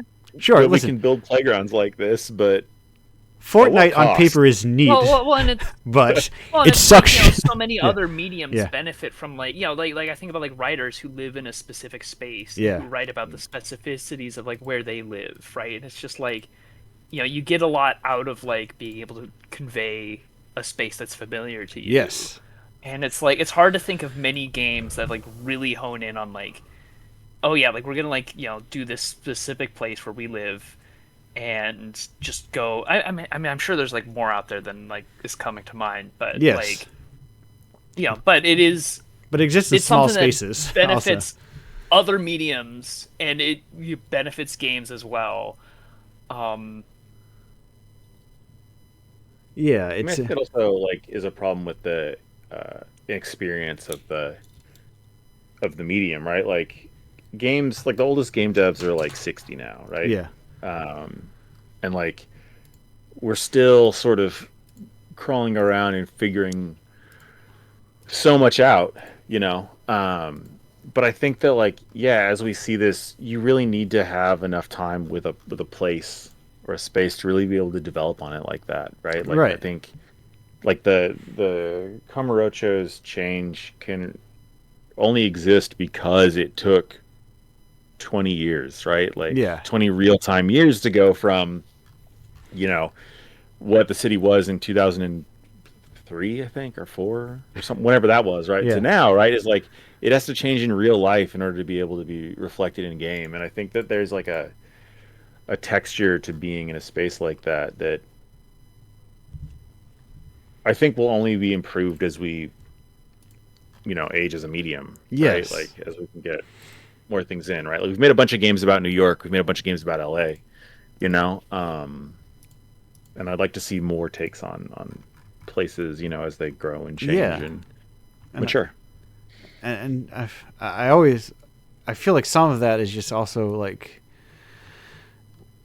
there needs to be the space for people to work in, like, it can't just be like a maze in the IGF Nuovo where people are making art games that get seen, Yeah. Yeah. Like we don't have, like, there are indie game festivals, but if they don't have the same, they're infinitely more commercial than like a film festival, Yeah. I think part of that is the consolidation of games, right? But I mean, I'll even go to, as someone who's traveled around to like even smaller shows. I saw a huge contrast this last year when I went to both my local indie comic expo and then tabled at the indie game expo the literal next day. And just like what you see people make is very different. In like what ways? Like, going at MICE, the Massachusetts Independent Comic Expo, which I highly recommend for people in the Northeast. You get way more stuff that feels like it came from a person, works that are far more personal, far more, like, occasionally more experimental. They feel, my analogy on the weekend I was thinking, was like, it feels like if I went there and all the comics were just like superhero and shonen battle manga comics, they were all just riffs on that. But no, they're just like plenty that are like, they're wordless, they're and each feels different than each other. Each feels like it comes from a wholly different experience. Where, games, I can be like, okay, this is this game plus this game. This is that game plus that game. Oh, you made a X-like, Yeah. It feels more, as someone who is like immersed and knows that games can be a lot of different things. They can be, shitpost game essays. They can be, poetry inside of Doom. They can be abstract, a lot of it also comes down to, I'm going to say this term. I'm going to keep saying this until it works. A lot of game design is obstacle-oriented game design. And I think games don't actually have to have obstacles in them. But that dominates like the cultural space. Yeah, it's easy to move over or to reduce hit points on something. Right? Yes, right. But, how many obstacles, like, for instance, does a visual novel tend to have? Well, sometimes I tell you, sometimes many. Yes, but often, like a kinetic novel, for instance, the only obstacle is like your personal obstacle in terms of engaging with the art meaningfully. Yeah, I think that's like something I notice a lot coming from visual novels is like, I think a lot of the sort of like visual novels are a genre that you're allowed to disrespect openly. Right? Yes. Oh no. Like, yes, especially within the U.S. You're allowed to be like, oh, this isn't a game. They're a joke genre. Yeah, but I think it's interesting, right? Because like visual novels broadly treat gameplay like every other genre treats writing or theming, right? Like if I buy a new fighting game, right? Many of them essentially do not have a story, right? They're basically just mechanics. They're just this toy, right? At best, you get really strong characterization. Yeah, and that's at best, right? But then on the other hand, right, like visual novels don't have mechanics, right? You just click to advance text. It's like, sure, but like that doesn't make it not a game, right? Like if we have to throw out, kinetic or visual novels, right? Like then I think we have to throw out purely mechanical games, right? Like I think you have to. Yeah. Well, I think like there's like the way I think about this is like in terms of engagement, right? And like games can be engaging through how they construct obstacles, but like that is not the only vector with which you can like create like meaningful engagement, right? It could be through text and just like the Beginner's Guide, one of my favorite games, but it, like the entire like engagement with that is just like your emotional experience as you go through these like series of games and like the narration, right? It's all engaging, but it's not challenging. And I think like separating those two, challenging and engaging, or you can have engaging challenges and things that are not challenging that are still engaging, and recognizing that I don't know, that's. Yeah, I think I've come to the same conclusion, but use the exact opposite words, right? Where I talk about like games that are emotionally challenging, right, or like mentally challenging as opposed to mechanically challenging. But I think we're describing the same thing, right? Of like, yeah, a game can be played inside of your head, right? Like a game can be a thing that forces you to think and engage with it in that way, right? Yes. Like even when you're not touching the controller or keyboard or whatever, right? Right. They just run into a situation where like a large majority of them have like a clear obstacle that you need to overcome, like mechanically, whereas like one can sit down and watch a movie front to back, not comprehend any of it, but have watched the movie, Yeah. But you can flip the pages of a book. Yes. Read every word in it. Yeah. But not really glean any of it. But you can do the same thing with like, oh no, I beat Mario because I got to the end and I put the turtle in the lava. So I beat it. So like there's like they have that kind of like that language of like a reflex challenge or a puzzle that is like beating it, so to speak. So when it doesn't have a challenge, as it were, like then beating it, like you could theoretically speed run games in Ren'Py by turning off the skip text and just hitting tab and running through everything. Which I've been joking that when I finish books now that I beat them. Yes. with my friends. Well, yeah, I beat this book. And then, after that you get a test and you go, have to explain the themes of the book. Yeah. I mean, I think that now we're about to spin out, but I gotta leave before too long. Yes, no, same. I'm looking for. I'm occasionally looking for an off ramp. I'm like, let's get out of here. Okay. Well, then, all right. This can be our off ramp. Yes. But I do think that the educational system has really screwed us by thinking about that like themes are like avarice, right? Yes. Or like a thing that you need for a test, and are not like the core of a work, right? Right. Right. They're a thing a YouTube like- video tells you about afterwards. Oh God. Right. All art is just a puzzle. And Yes. if you engage with the puzzle correctly, you get the right theme that the person is expecting you to give on the test. Yes. Yeah.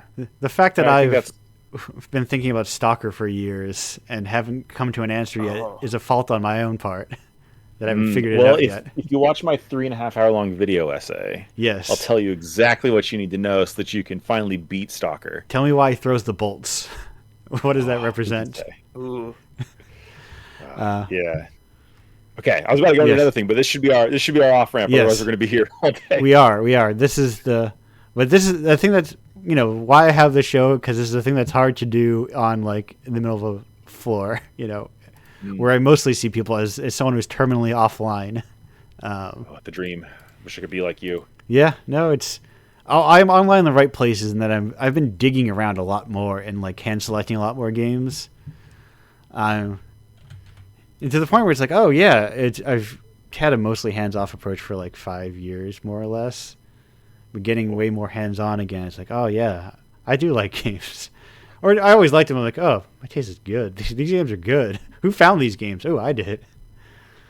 And then also like it's cool to see people just like get it. I love it when people get it. When I get submissions of people who just kind of get it, if that makes sense.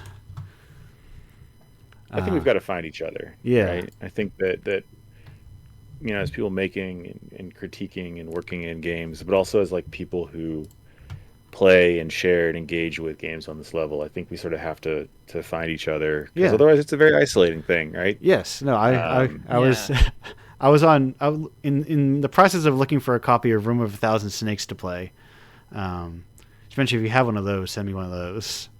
I wish I did. I could not find an offline version of that. Granted, I didn't search too extensively, but I did come across freeindiegame.es. Oh boy! And their farewell message, given that the site only lasted 2 years. But I mean, 2 years in terms of like how many times has Terry Kavanaugh spun up a free games blog? Yeah. So like, oh, excuse me. It's just like that version, that iteration of that with those people in there were 2 years, but it's fun to look at and go, oh, their goal for that, they could have made that in 2026 and it would be the exact same goal that would resonate exactly the same. Man, it's hard to get people to pay attention to stuff. Yeah, sure is. Especially weirdo, cool freeware stuff. Yeah, but I think that like that. It can, and looping back to sort of what we were saying earlier, right? Of like going back to the old ways, the things that we forgot, right? Is like a lot of the ways that a lot of these early games did well and found people was via community, right? Yeah. Like we've surrendered that, I think, to algorithms, right? Is like building these scenes and communities around stuff, right? So like if you want these sorts of things to succeed, I think you have to find people. You have to get it to people, right? Like you have to be that sicko that is like, you got to play Baroque or whatever, right? Like you've got to recommend it, because otherwise the only recommendations people are going to get are, hey, this is sort of like the last song you heard. Yeah. Here's this thing, right? And I think that personal recommendation and curation is more meaningful than ever, and it's also an act of care and compassion to say like, I know you. I think you would like this. Yes. No. My favorite thing at events is people being like, "What do I like?" and playing like record shop owner and being like, "Okay, let me find what you think you're looking for. Let me help you out here." Yeah, be that guide to them and say like, yeah. It's a very fun role to just have like a bank of just really cool stuff that people have never heard of before, because then you get to see the wonder in their eyes as they're like, oh my gosh, I didn't even know you could do that in like a game. Yeah, that's so cool. Yeah, there is some curation is a skill, right? Right. Yeah, I get it.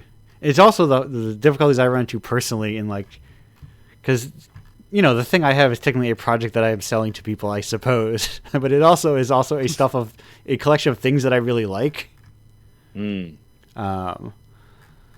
So it's always like, oh, you know, I run into that weird situation. Like I want to tell people about, oh man, fucking 74 is cooking. Not to disregard 73, which is also good. But like that was the first one where it's like 72, also good. 72. I mean, they're all good, but like this is one where I like put my hand on. I started putting my thumb on the scale again. And I'm like, damn. And then also a couple people just happened to just like, it was just like an all banger submission almost practically too. Of people being like, oh, should I submit this thing? I'm like, yes. But anyhow, games. They're a thing that people can play. Whatever. I think maybe in that spirit, we want to end by recommending some art for sickos. Yes. Like, recommend some weird shit. Yes, I've. If you know the obvious thing, if you're here, of course, you know there's 72 issues of Indiepocalypse you can look at, which is veering more into art for sickos. I think as I put my thumb on the scale, I was like, I want to bring out sick shit that I like, unapproachable art. But I think that's something I want to. Maybe I'll bring that. I've used versions of that before as a question, but I think this may be the best phrasing of it that you've stumbled upon there for me, Spencer. Spencer, what's a piece of art for sickos you would recommend? God, I hadn't thought this far ahead. Oh yeah, you screwed yourself up by posing the question. I really fucked myself on this one, gamers. Yeah, I'm trying to think about like what is like truly in this kind of this sicko mode that I've really been enjoying. I recently read the book The Library at Mount Char. Okay. Which is a weird book about like the head of a cult going missing, and he's like insisted this whole time that he's God, and maybe he is, right? As sort of the book unfolds, it's a book about story and communication, and it goes in truly wild directions, but it also feels tonally the most similar to Umineko of like a sort of more mainstream like book that I've read in a while. So yeah, hope that counts as sicko art. Yes. Well, come back to me again at the end. That sounds really cool though. I'm gonna add that to my reading list. I would recommend, based on this conversation, something I've been thinking about is like some publisher out there with a lot of money is gonna stumble upon the idea of, we can just publish old PC 98 games. Yeah. And if you if you gave me enough money, that'd be me. But I work at publisher. Maybe I could be the PC 98 guy. I am also trying to be a little worm tongue, so to speak, and being like, oh, what if some publishers just started like reaching out to these old PC who might just be people, it might just be individuals, like not even companies that own these licenses. One I'm going to say that I don't want to, maybe it could get stolen, but one I've been saying on here that I want to do, that I guess if someone steals it from me, I'll allow it. But I want to publish at some point Town with No Name. I want to find those people and see if I can reach out to them and republish Town with No Name. If people are familiar, it's the weird cowboy game. I'm not familiar with this one. I'm aggressively searching it right now. It's the one where he's like, Give me a drink, bartender. It's like a weirdo Scottish cowboy game. I've seen like the bartender clip. I just didn't know the name. Yeah, it's kind of amazing. It's truly like nothing else. It just rocks. It's like people are just making cool shit. But I feel like that, like, people publishing stuff like that is like the sign of a healthy medium. Yeah.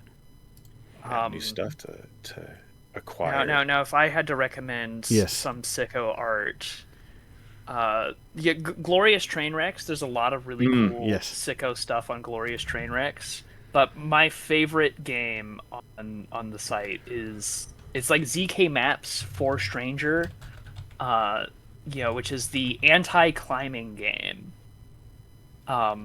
So you start at like the top of a big abstract pile of geometry, and you have to like fall down without dying to fall damage. It's really cool. It's like a kind of a platformer, but more about like long-term planning and like resource management.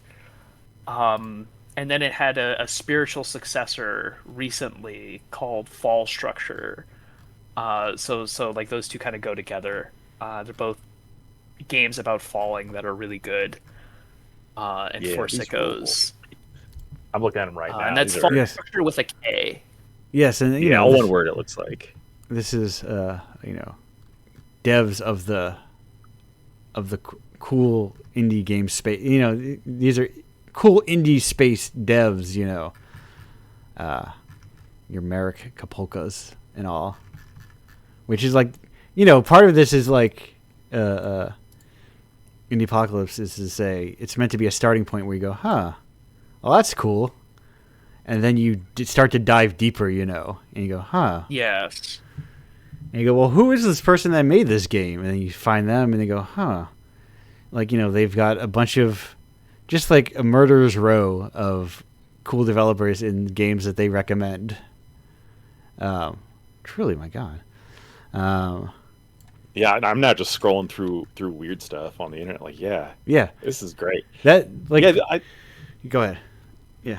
I was gonna say this has been like, and this is the thing that I like about talking about people who like think about art, right? Is like, what is the weird shit, right? Because like no algorithm is gonna give me Fall Structure, Yes. right? Like that's not happening, because it's not like anything like I normally play, you know, and it can only recommend you things that are like what you normally play. Right.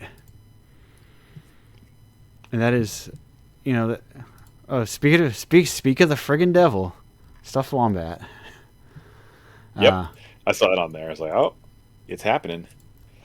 But you know, it all circles around these spaces. So my sickle recommendation, besides all the constant sickle recommendations I give you, that is my existence. You know, that is this show partially started to try to convince people to listen to Azusa, to buy the posthumous Azusa Plain album, where the sands turned to gold, and listen to about 4 hours of cool, like, drone guitar music. But my sickle recommendation is a top level sickle recommendation of do what we did just now. When you when you find something, just start browsing. You know, just start browsing, and be like, huh.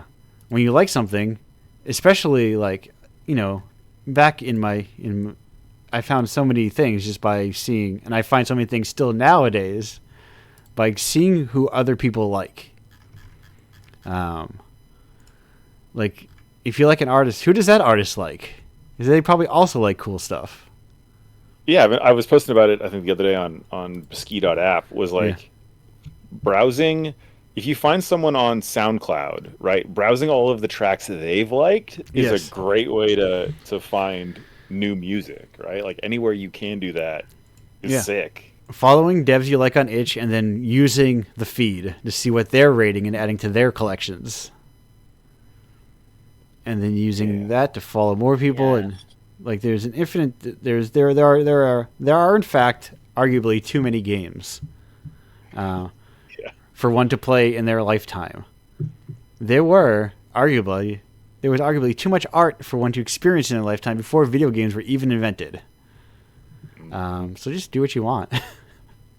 Yeah, and if I could tag on to that, like, do what we just did with your friends. Yes.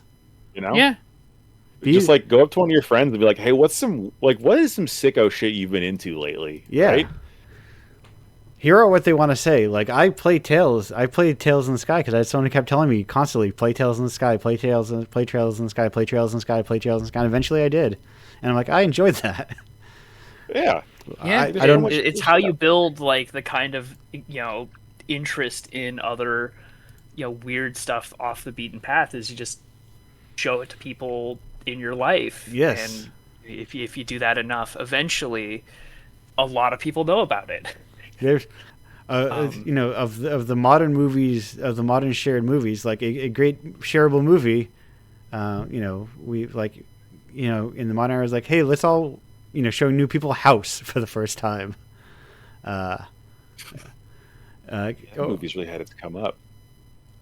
It's like, oh, it's fun, or how many people, and it's like finding movie nights where you show people things, like just like letting someone be weird, and also not being afraid to be the person who's like shows up to game night and just like opens up their tablet and starts, okay, here are the games I played. You'll have to listen to me talk about the stories of Tovo for a second. It's got a really cool frog in it, folks. I've mentioned that game so many times because I do not engage with the Indiepocalypse Discord because I'm a not terminally offline person. And I could not maintain a game club, but I'm threatened to post in it simply because I like that game a lot. Just make the top-down decision, be like, this is the new game club game. This is a new game club game. It's called Tovo Monogatari. Likewise,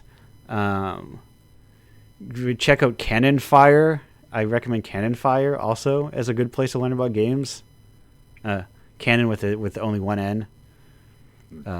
Jump to that also because they were one of the few people that shows up when I was searching for that game. Also, the sign of a good video game, if one of the first search results is Hardcore Gaming 101, mwah, you've got yourself a good video game right there. Like, oh yeah, Cannon Fire rules. Yes, I'd never heard of him before this. Yeah, this looks awesome. Yes, these are some highly recommend takes. Cannon Fire. And while we're in the territory of me naming things that I like, obviously, REP Bump. Yeah, drop the stuff, drop the IDs. Where should people go to find cool shit? REP Bump Combat, they no longer exist, but they were cool when they were up.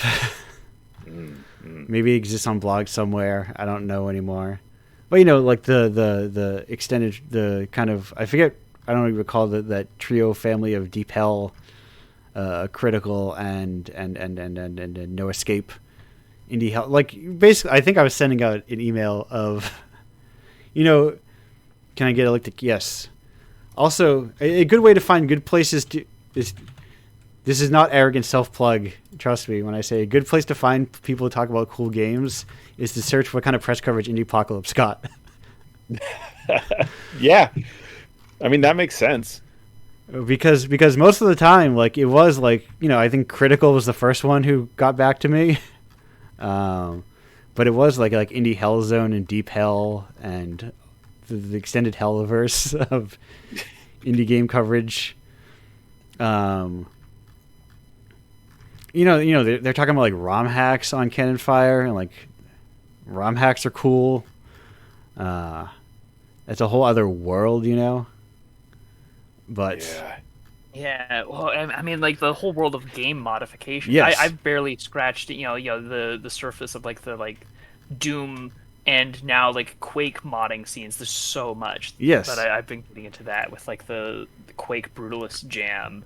Yeah, something I would love to run, though impractical because it's not free, is I would love to, if I ran any game jam, it would be a game jam based on old StarCraft use map setting games, because I played a lot of them, and they're cool. Anyhow, we're wrapping up the show. We're not getting started again. I'm saying. Yeah, we said we were wrapping this up like. But now, when I cut off mid-sentence to say we're wrapping up the show, that means we're actually doing it this time.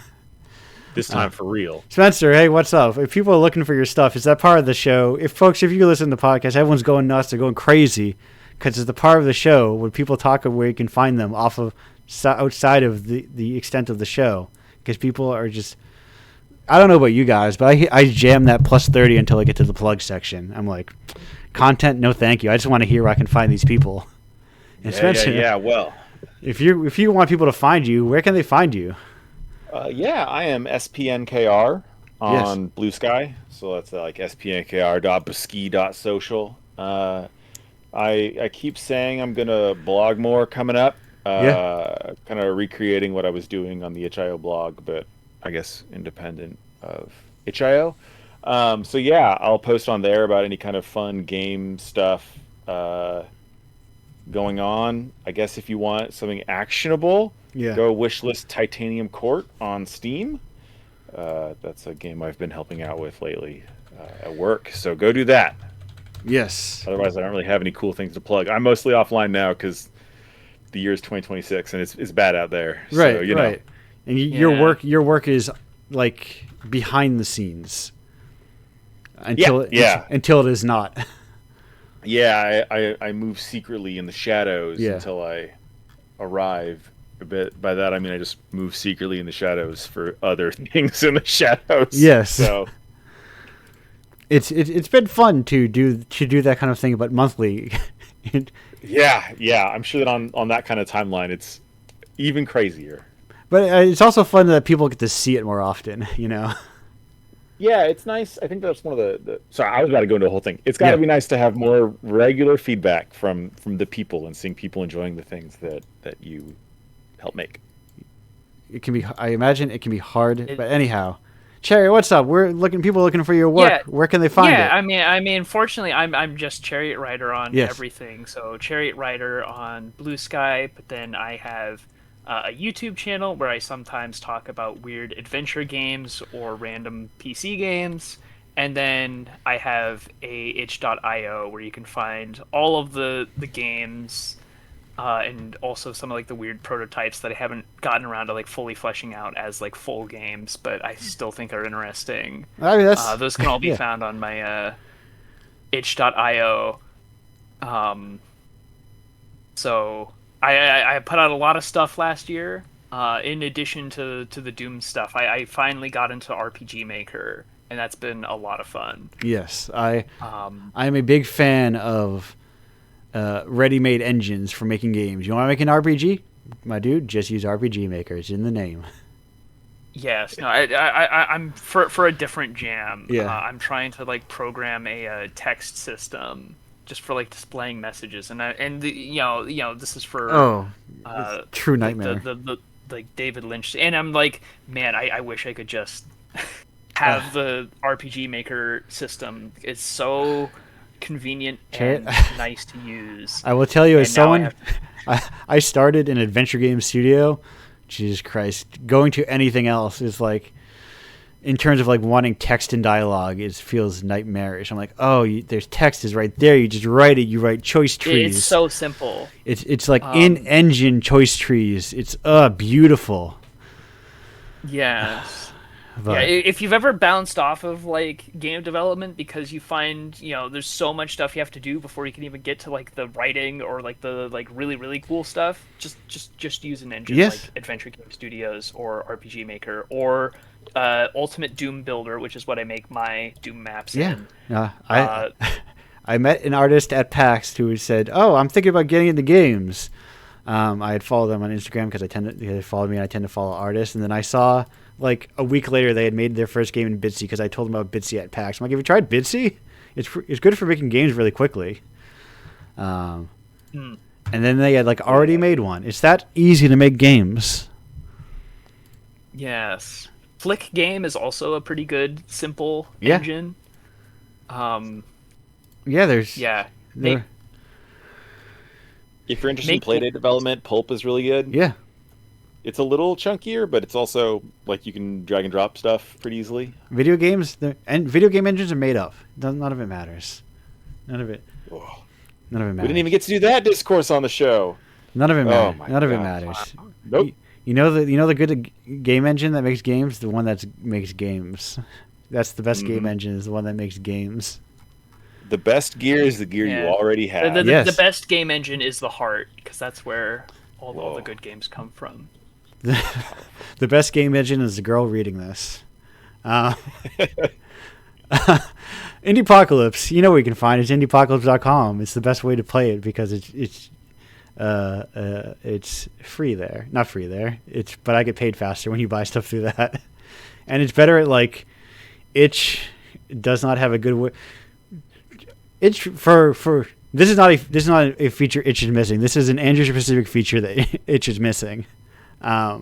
Which there's a couple of those, but are like hyper specific to my weird way of using that website. Which is that it doesn't have a good way of tracking rewards that get purchased. As someone who uses rewards to sell physical versions of things, it's hard to keep track of those. But if you buy them through my website, it's very easy for me. I get a little thing that says a little dot that says, "Yeah, you need to ship stuff out." But what you can ship out, of course, those if you're watching the stream, those are little spinny guys. You can buy. I've been selling tapes, I call them, which are just USB sticks inside of cassette cases. And I recently had to buy like 400 more cases to get ready for PAX season. I'm like, I bought 200. I'm like, that'll be enough to just replenish a year's worth of. No, I had to buy a lot, as it turns out. That's a good problem to have. Yeah, no, it is. The people are hungry, which is why I want to encourage. Like, there were some people tabling next to me at Boston Fig that also had followed the same idea. Inside the cassette cases, they also had a really cool like rotating like jewelry stand that they bought that had like their game on a stand and it was rotating the whole time, which I thought was pretty cool. I kind of want to rip that off also. It's but pretty cool. There is, what's the brand? I gotta remember the brand. No, it's happening right in front of us. The brands. Pre-Row Pro, Prince Rosalium had just started their own indie game publishing label. I just recently got the Data Sparrow and Ed Norell collection. They're on a shelf next to me. Which is like, I want to see more indie game small press stuff. It's cool. I think that is like the way forward for independent art. I think is like small press stuff and like, carving out your niche in little places. Games for sickos. Yes, right. Yeah. Like, at Mice, I bought a custom made book that was like handmade and has like a bunch of different paper types in it. And yeah, they're using the credit card. Yes. Slime Hunter. I also have the employment collection in a box next to me full of mangoes that got all stuck together in my luggage, and I spent most of Portland Retro Game Expo untangling all those mangoes, and somebody helped me there as well. Anyhow, Indiepocalypse, that's where you get it. If you want to submit to Indiepocalypse, that's of course indiepocalypse.com/submit. If you are a sicko making games and you're like, no one's gonna buy my weird art games, hey, you can't see because despite the fact that podcasts have been ruining radio by making people have cameras and get camera ready, which sucks, I'm pointing at myself when I say that. I go, I'll buy it. I'll pay you $20 to $60 for that game, which is terrifyingly the most money too many people have told me they've ever made off of games, despite them making good, cool stuff. But yeah, then /Patreon /newsletter / all that shit /Tape Club. I've been cooking up more stuff for the Tape Club, which is my own. I have imprints on imprints. I get very efficient at something and then I start something else. Yes. There may be a future developer who is a person who I was referring to very codedly when they emailed me. They're like, "Would you like this kind of thing?" And then it's like, yeah, this is like 110% the shit I'm into. But yes, so if you're looking and go, I kind of make something like that, or even if you go, I don't make anything like that. That might also be a good thing. I'm looking for the wealth of expression that exists within games. Indiepocalypse is just, as I told someone, a thing that's made for myself. When they asked me who is it made for, I go, it's made for me, a person who digs around TigSource 15 years ago looking for games. Who plays Hotline Miami? Go, man, this Cactus guy really fell off. He used to make cool shit. Now we're talking. This is all right. Yeah, now I'm been old guy activated. Yes, like, yeah. I mean, if you compare the two, he kind of fell off. Cactus Arcade fucking rocks. Yeah, it does. That weird game with the car people that I always forget the name of. I mean, the names were all just nonsense words. What was that name where all the people were cars? I think he made it for Adult Swim. That was Cactus, right? Car person. Let me look. Yeah, let me look it up. I'm not gonna remember it. Oh yeah. God, finding this is a nightmare. Actually, Hot Throttle. Game. It was Hot Throttle. Hot Throttle. You've never played Hot Throttle? Yes, it was a cactus game. Yes, I was right because it's art style clearly. Play some. I don't know if you can play Hot Throttle anymore, but check out Hot Throttle. If you're like, oh, Hotline Miami is for your grandmother. It is currently up on newgrounds.com. Thank you, Newgrounds. Doing the Lord's work. Yes. Yeah, now we're talking. But anyhow, cool stuff. Video games. I like them. Cool games. I recommend them. Chariot, Spencer, thank you both for joining me here today. Thank you for having us. Thank you for having me. Thank you all. Despite being on break, I did remember, hey, thank you all for joining us today and listening. I'll see you later. Goodbye. Bye, everybody.